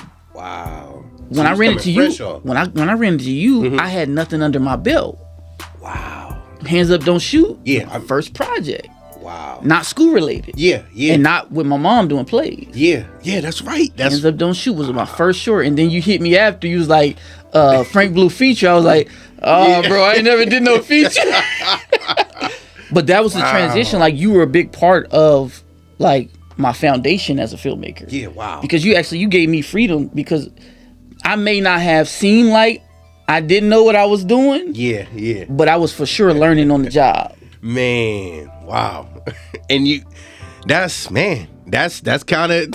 Yeah, no, for real. And me and CT had a talk. He was like, "Man, you should see about Tyree doing it." And I was like, "Man, you don't think that would be a lot of pressure on?" Yeah, remember we said nothing. Yeah, I ain't shot nothing before. Right. Wow. But you see the power of the Most High. How it's like, and a lot. And when I tell people, I'm like, "Man, this was their first get up." They like, "And you trusted him?" I'm like, "Yeah." Wow. I'm like, "Yeah, I did." Like, but you know what? I gotta give you your. Like, you take chances on people. Like you give people an opportunity to prove themselves. Yeah. Because not a lot of people would say, "Do my feature."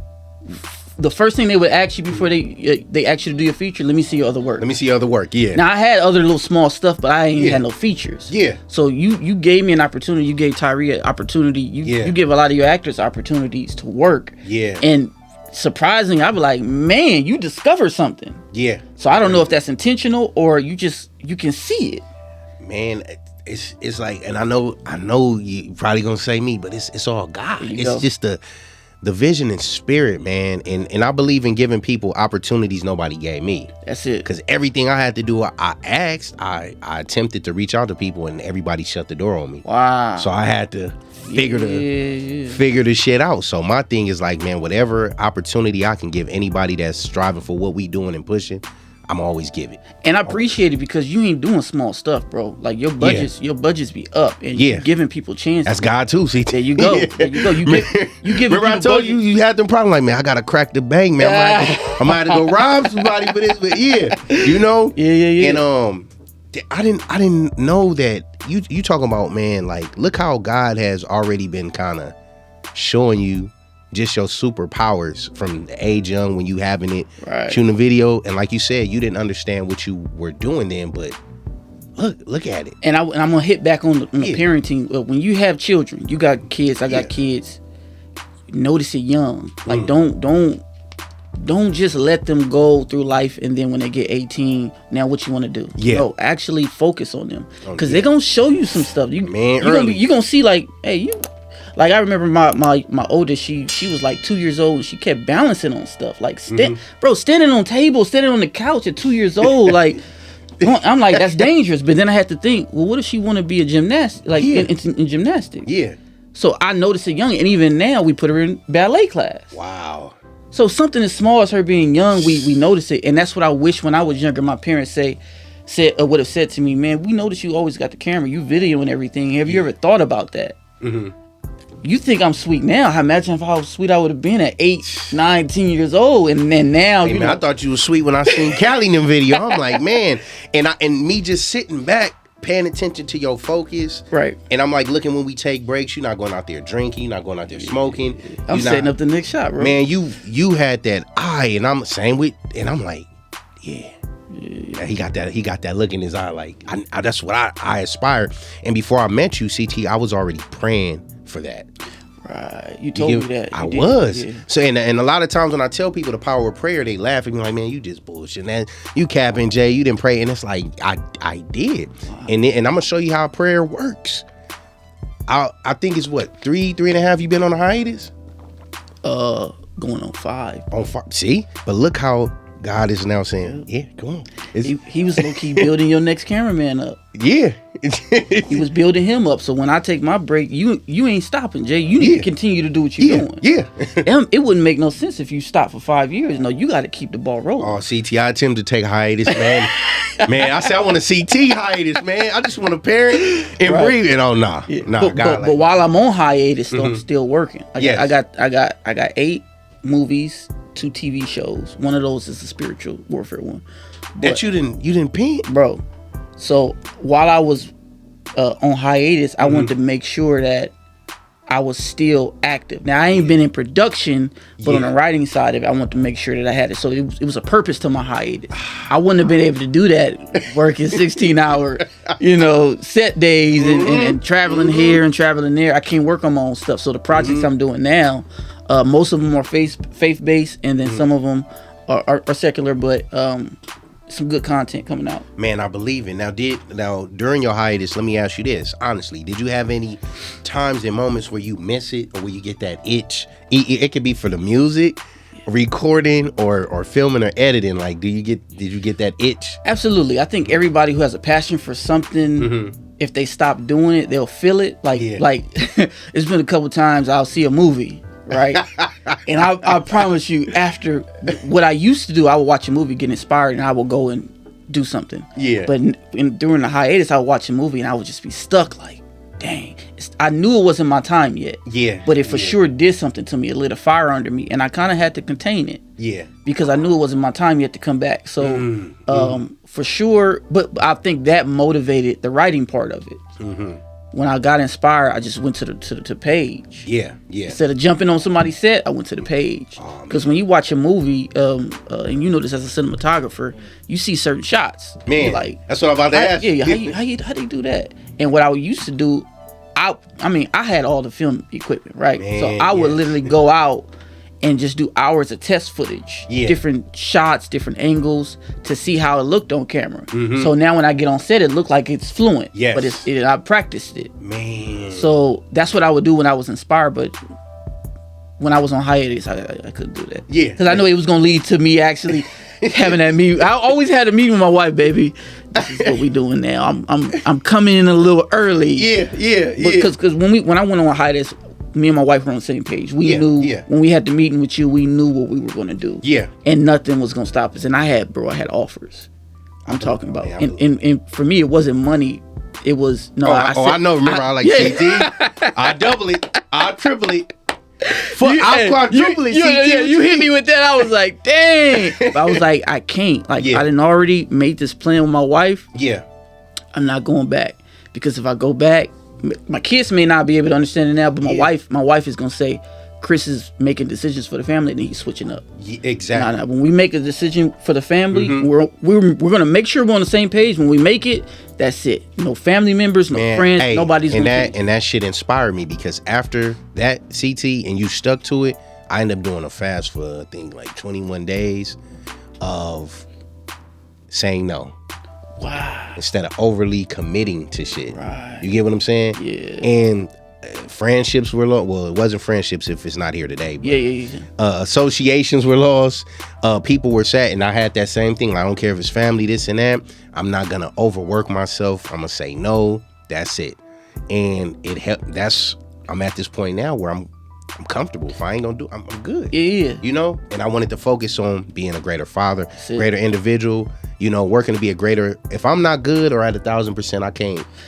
And that was my whole thing with the hiatus. And I don't think that it's that people don't care. Yeah. Like, it's just that I'm not going to say that they're selfish and that they don't care. I'm going to say they can't look out for you the best. You have to look out for you the best. Yeah. So people's motives may think it's good, but for me, it's not the timing. Exactly. It's not the timing for me, because if it like you said, you pray for something, right? Yeah. Imagine if you would have jumped quicker, man. You wouldn't have called me. You would have already had not the timing for me, because if it like you said, you pray for something, right? Yeah. Imagine if you would have jumped quicker, man. You wouldn't have called me. You would have already had a whole nother. Yeah. That's man. Yeah. Now, I want you to touch on that briefly, because I wanted to get into the whole. When Callie got shot, just you as a brother, how did that and where did it take you? But matter of fact, I'm gonna get into that before we get into the. So Callie, he was in the streets, right? And it's funny, man. I tell you this experience with my dad. He had this funny feeling, and he changed his life. I had this funny feeling. Go to church. Callie woke me up the day he got shot. Wow. He says, "Chris, we're going to church." And I was like, "For what?" Because my mom's already left, and we here by ourselves. There's no like nobody's pressuring us. Yeah. He had never done that. He said, "We're going to church today." I get dressed. He's like rushing me to get out there. I'm like, "Bro, you really want to go?" I go to church. After church, we riding home Long Beach Boulevard, heading back to mom's spot. He get a call from my cousin. "Hey, we at Compton swap meet. You want to come through?"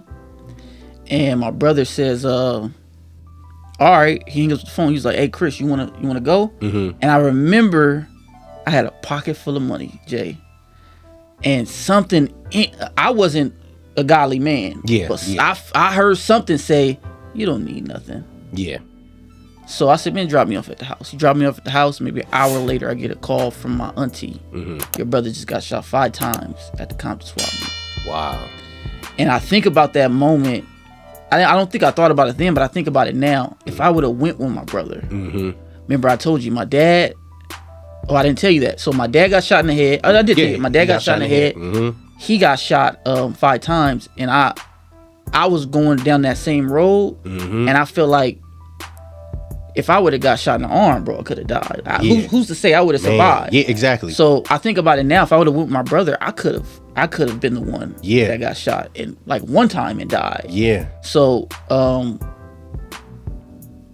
he survived. Yeah. All praises. He survived. He got shot in places where it didn't damage nothing too bad.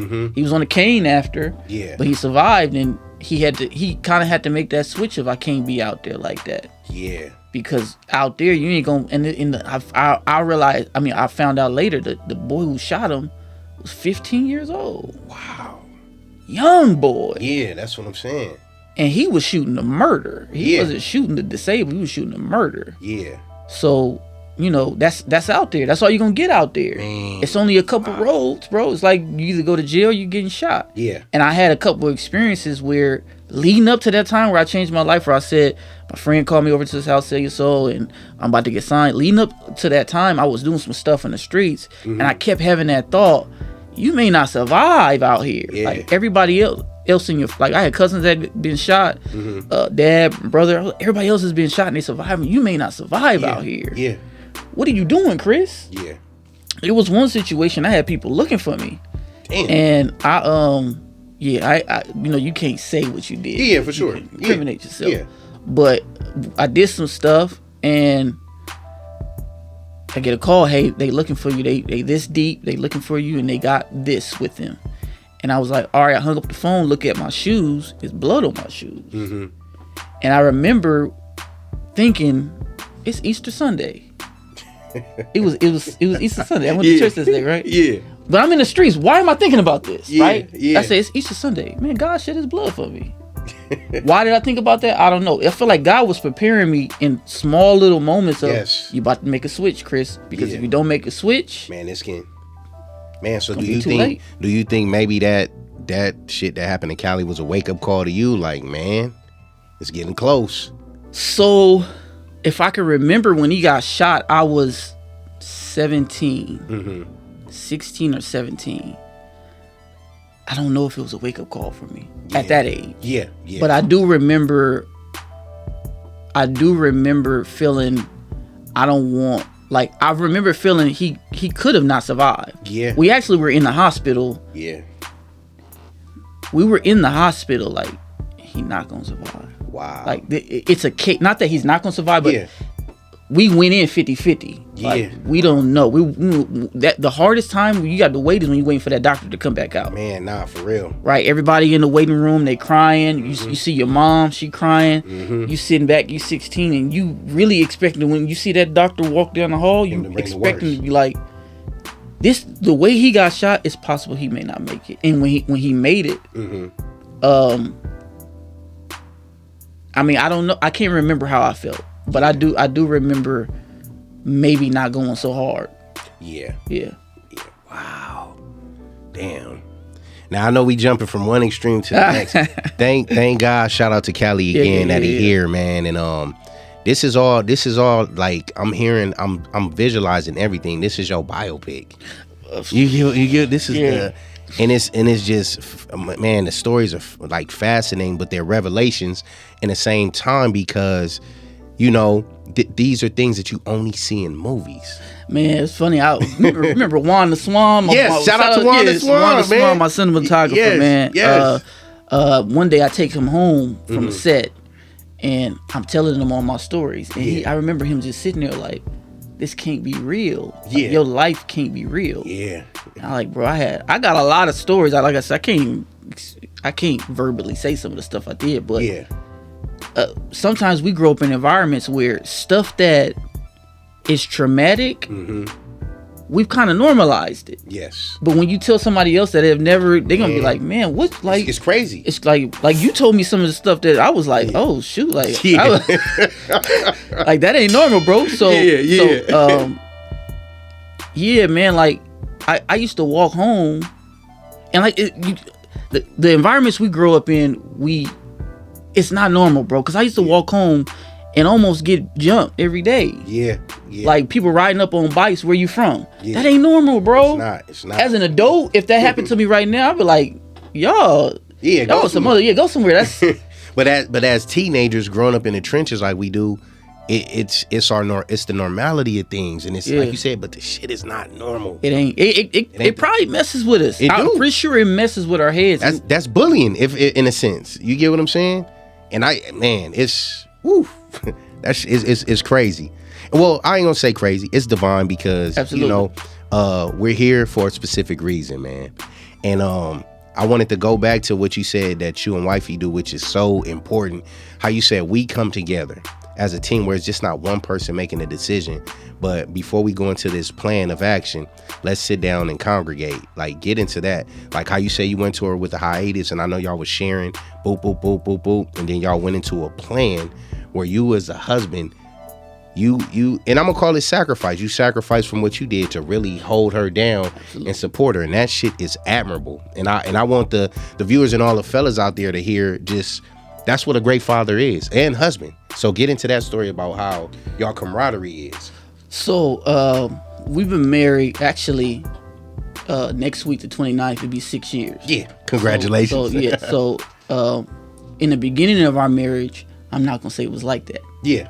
It wasn't like that. We got married maybe 26, 27, and we would allow people to kind of dictate and put input in our marriage. Yeah. Hey, y'all gonna come over here for Easter. Hey, y'all gonna come over here for Christmas. Hey, y'all. When y'all didn't want to go. Right. We lived in San Diego, bro.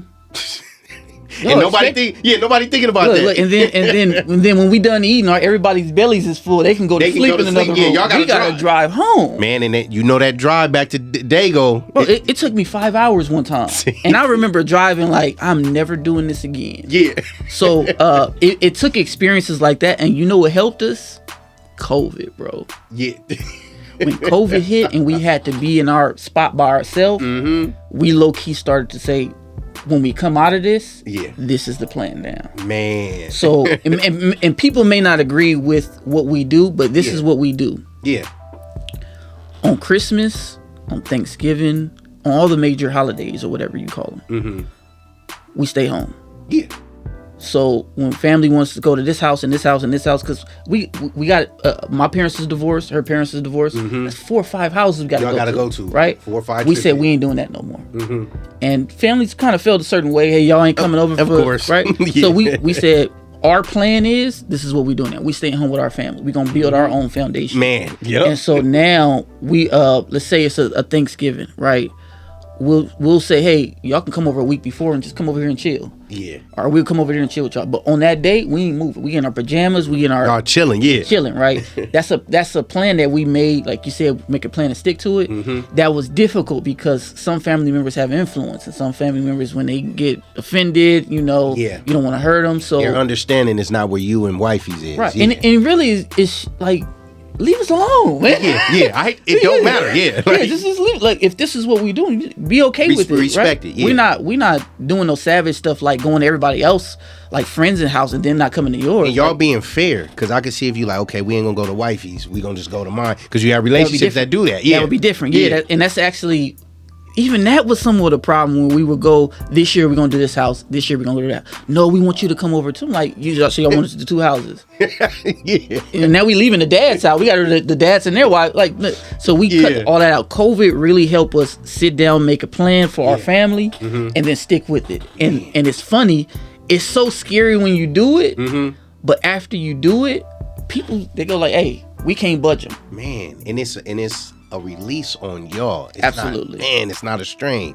And then when y'all implement different people in y'all relationship, it can cause strife. There you go. With y'all. Yeah, absolutely. Yeah. And I feel like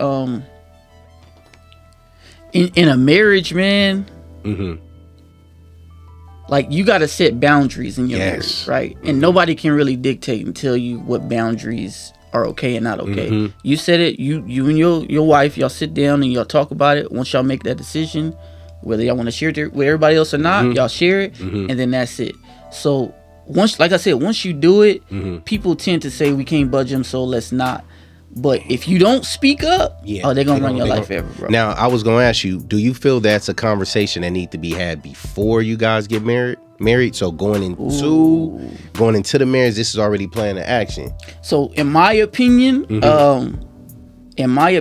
everything you discuss before marriage is going to be needed in marriage. So you probably should. Yeah, gotcha. So if you don't like going to your girl's house for holidays, before y'all get married, tell her that. On holidays, this is what don't say it after 5 years. Like, I can't stand your grandma. Because what's gonna happen? She gonna say, "Well, it ain't been no problem before." Now you saying now our family is saying, "Well, now that y'all got married, y'all changed." Y'all changed. We've always done this. We don't come over. So, in my opinion, why are you dating? If you dating. Is it heading towards marriage? Yeah, exactly. So if it's heading towards marriage, y'all need to start talking about marriage stuff. And people talked about me and Jacinda, bro, because when we were dating, we would do stuff like give each other access to our bank accounts. Yeah. Do budgets together. I know you work your job, I work my job. Yeah. We doing budgets together. And people will like say, well, y'all ain't married, why y'all doing that? Well, we planning on. That's the plan. And y'all building trust. And I need to know my girl know how to manage money, that she ain't got no secret stash on the side. Man, come on. I ain't got no secret stuff on the side. We need to know that when we get married, we are going to become one, and that's finances included. Yes. Yeah. So, now the people who's giving y'all flock, are they married? You know what always happened like that, Jay? They either they not married or they haven't had successful marriages. So either they're not married, they don't have successful marriages, or they were married. They were married and are divorced. Yeah. It's always those people. And I'm the type, men can be straightforward. I'm the type where I say, don't give us advice give us advice on the stuff that didn't work out for you. You have a nice way of saying it, or a cool way without cussing. Yeah. Like give us advice on your failures, so you can tell us how not to fail. Don't give us advice on success when you've never had success in that area. Man, that's hold up, man. Message. That's facts. No, for real. That's facts. Now, before y'all got married, did y'all do marriage counseling? Or we didn't. I wish we did. We did a brief. Our church required us to do. Not required, but they suggested we do like a week or however long it was, but it was surface level. Now, would you recommend that too, going in? Because I know, like with a lot of black marriages, we don't do marriage counseling or just counseling. Like before you get married, like go to marriage counseling to, just figure different things out about each other that y'all don't know. Do exercises and stuff. Because I did that before I was getting ready to propose to somebody, right? And it opened up a whole can of worms for me, where I'm like, thank God I didn't take right. it. No, that's wise, bro. Like you actually are gonna find out some. Hopefully, your spouse is keeping it 100 and they being transparent. If they not, then they gonna hide it. They gonna carry that into the marriage. But I tell you this, bro, when you marry, stuff come out. Yes. It can't hide for too long. Yeah. So if somebody got a problem, and then they try to stay in that honeymoon stage with you, and you asking them questions. No, that don't bother me. And then when you get married, you're gonna see the switch. Yeah, it's inevitable. Yes, because you can't be fake 100% all the 24 time. hours. Yeah, like, it's gonna come out when you first wake up in the morning. You ain't, Yeah, you're gonna show me your real self. Yeah. So I do suggest it, man, because it's important to know who you getting involved with. And would you, I don't want to say consider it work, but would like being married, is it work, everyday work or everyday practice? It's the hardest work you've Hey, I appreciate that. I need to know. But it's kind of like I can compare it to what degree do you need to be a doctor? Is it a master's or is it a doctorate? Doctorate, yeah. Okay, so that's at least 8, right? So if you get a degree to be a doctor, is that hard? Man, yes. Yeah, from what I understand, it's hard, right? Yeah. So same thing with a lawyer. Same thing, right? Yeah. In order to keep something as precious as marriage together, it's gonna be work every day. Yes. Because you don't want your doctor to miss that course or to not know. Hey, when I come to you and I show you this thing on my skin, you actually gonna know. Yeah. Like I want you to know that. So, in my opinion, it's gonna take sacrifice and work for him to actually get to the point where he can. Yeah. And I think with a marriage, for it to be successful, it's gonna take time and work. Like I make mistakes, even though we've been married for 6 years. I make mistakes I made in the beginning. Yeah. And sometimes I gotta catch, like, dang, I know she don't want me to say that to her, but I said it anyway. Why did I say that? It's a problem. I go to her, hey, baby, I messed up. Yeah, but you had a moment of reflection, which is good. Right, but that's that everyday work. It's not just, we got over that. It ain't gonna come up again. No, we want to make sure we weed it out, so when it comes up again, we're prepared to face it again, and we know your side, we know my side. We can come together and say, hey, this is not how we move in our marriage. Yeah. So it is, in my opinion, it's everyday work, and you sometimes can slack up, and you're gonna feel it. You're gonna feel it with your wife. Your wife will say, baby, you slacking. You're supposed to open the door for me. You ain't did it in 3 weeks. Damn, yeah. You did it in 3 weeks. You said you was gonna do it. Yeah. Because your wife is gonna hold you accountable. Man. In my opinion, that's been the most beautiful thing with my wife. She's the one person that holds me accountable with everything, and I need it. I need somebody to hold me accountable. Wow, and she's a Scorpio, right? Is it November? Yes. No, I'm November. Yeah. Okay. Yeah. Shout out to what? 21st. Oh, okay. That's why that's Scorpio sis. Like, yeah. She the 15th. Yeah. So that's man. She gonna hold you accountable. Shout out to sis, man. I'm not trying to discourage anybody from getting married. Nah, but you keeping it real though. Yeah. And that's the thing. We see it as this fairy tale thing from the outside looking in. And well, I only understand the concept of marriage from my parents. And seeing, just being the oldest and in the trenches of the shit, to know like, okay, a lot of ways of pop I may carry into relationships. And because of the person I may be in a relationship with, they wasn't raised in a 2-parent home. Right. They don't understand the dynamics that how it can be detrimental in the long run. Right. Like you were saying, even about the children coming in from, if I'm shooting 12-hour days or 16, now it's to the point where sometimes my kids like, you going to work? You feel me? Ooh, that's the worst. Yeah. And it's like, yeah. And then when I got to sit down and have a talk, well, this is why daddy has to do this and all that. That's good you do that, though. You explain to them. Because I don't know if you grew up, but I grew up to where parents didn't explain stuff to me. Oh, no, same thing. I said this what it mean, go sit down. Oh, yeah, same thing. Well, what about, and if I question, I'm going to get an ass whooping. There you go. Yeah. Like, that don't help me. Like, I want to know why you can't play with me. Like, yeah, and that's the thing that makes us generational curse breakers. There you go. Because our parents were only like that because they parents were like that. Boom, boom, boom, boom, boom, kept going. Yo. So now the fact that we seeing that, we making a change, it's like how you said, you know, that 15-20 minutes of Pops playing b-ball with you may feel like a fucking hour. Yeah, for real. In hindsight. And then the fact that, you know, okay, Pops, he ain't, you know, he out here shooting the ball like Joakim Noah, you know what I'm saying? Like, but the fact that he's taking the initiative to do it and just take out that time is everything. And look at how important that is, what he did. Why do I remember that? See? I was young. Why is that memory in my head of him doing that? Exactly. If he didn't do it, I remember him not doing it. Yeah. See? So he did his job of making sure he put the memory, like, I may not do it every day, but I'm gonna do it here and there. And, and I know what you feel about just doing what you got to do as a husband, doing what you have to do as a father to provide for your kids. Man. They don't see it like that, and they do say, why you got to leave again? Yeah. But you explain to them, hey, I always tell my oldest, why does daddy go to work? Yeah. To provide for the family. That's what I have to. If I don't go to work, I can't provide for you guys. But in two, CT, what you doing is teaching her what a real man looks like. That's the most. So she won't be out here with no bozo. There you go. My dad didn't do that. You coming home and you want me to pay for the bills? Yeah. My dad didn't. Yeah. You treat mom this way. You go out and do what you want to do with your friends. You come. Dad didn't do that. Exactly. And see, also to let them know, man, you know, Pops can be a bozo and just land on this motherfucking couch watching TV all day, hand in his pants. You want that? It's like, nah. It's like, but if we want that mansion, I got it. And then they like, oh, okay. Yeah. Go ahead, go to work. Yeah, it's cool. We want that house. We want that room. And that pushes me to go too. But now, you know, my patience on set is kind of, I'm still patient like I was with you, CT.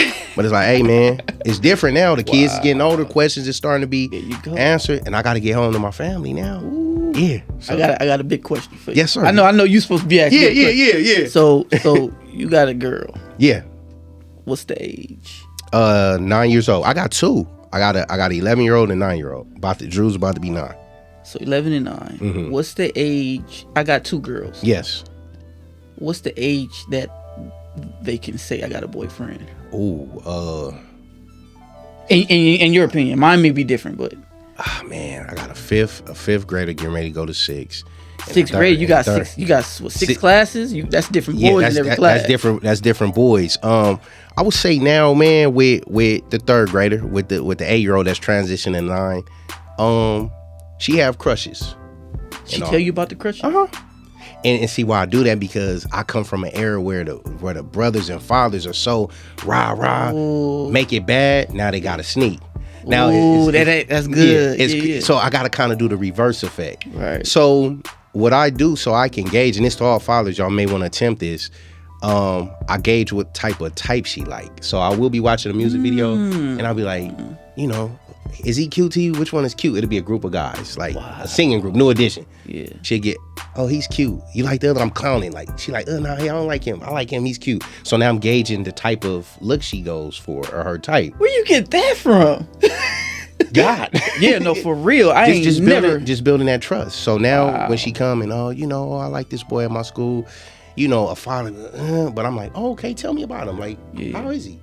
Well, why you like him? Do we like you? And letting her know just the stages of having a boyfriend, to not chase a guy. Yeah. Different things. Is he a gentleman? What is he into? Different things like you that. Inserting yourself right in the middle. Yeah. When it is time for her to say, she can come right to me. She can come to you. Because usually me coming up, the women was bypassing and sneaking beyond the father, going to the mothers. And a lot of the mothers from the girls I was dealing with were devious with it, and they want to be slick. Let's keep this from daddy. It's like, no, we're gonna be transparent and talk about this. So I'm letting her know it's okay to like boys. It's okay at this age to have boyfriends. Right. But these are the things that can't be done, and yada yada yada yada. You gotta be responsible with it. Responsible. And I messed up early. When I say early, my girl was 4 years old, and she says, "Hey, Daddy, I like boys." Right? And look at the time we living in too, CT. Yeah, right. So I'm like, oh man. But you know what I did, Jay? What? I was like, "Why are you telling me this?" No, I didn't want to hear it. But then, look, this is what happened when you got a strong woman. Yeah. I hear Jacinda in the kitchen, Chris.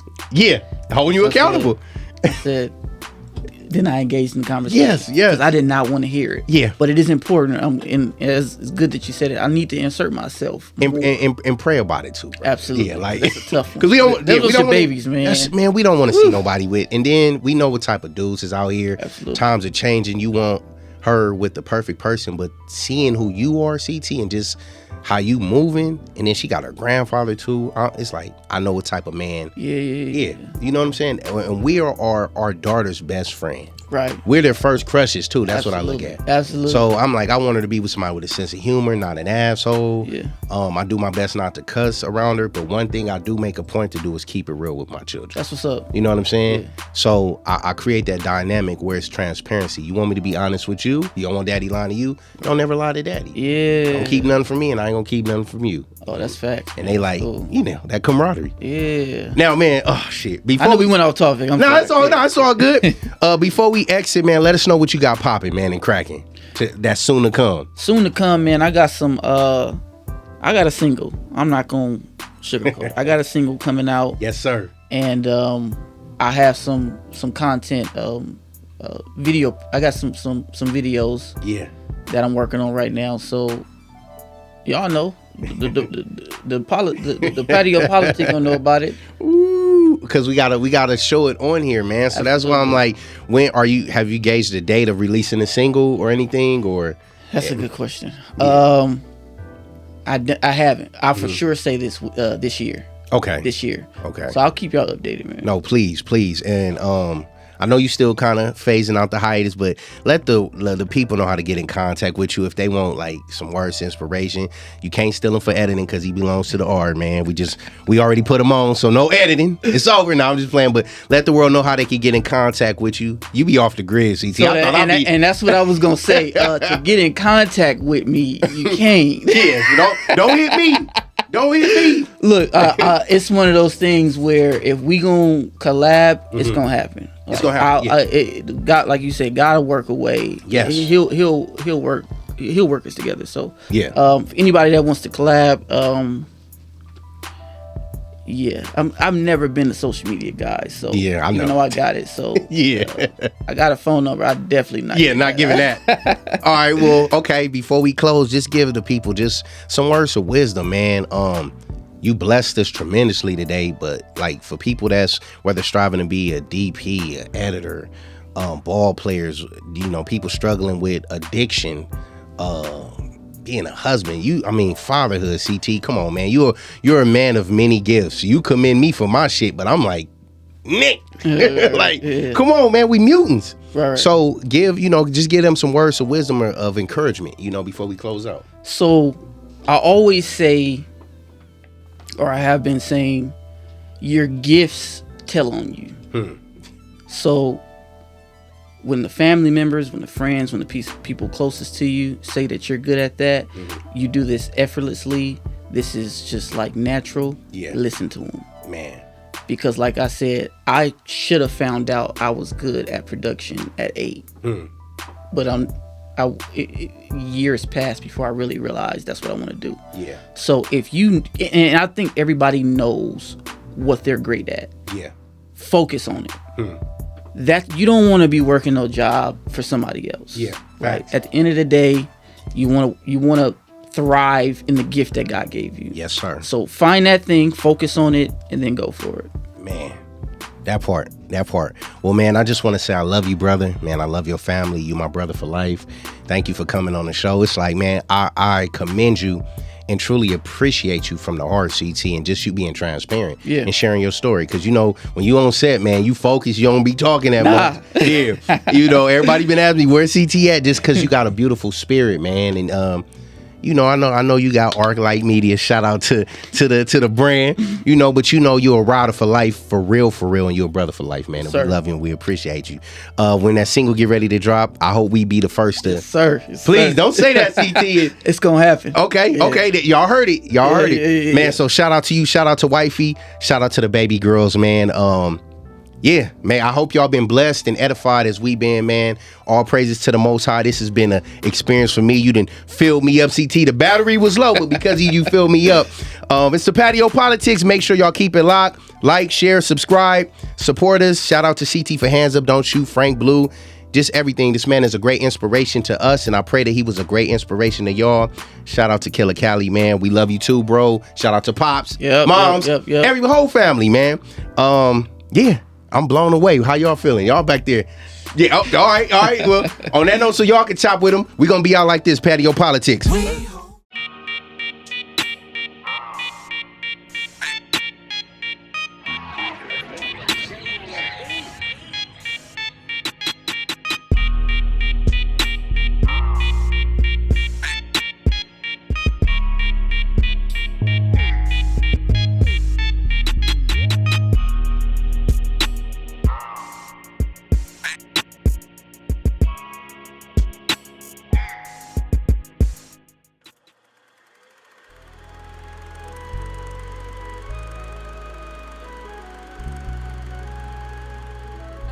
We don't do trends, we trendsetters.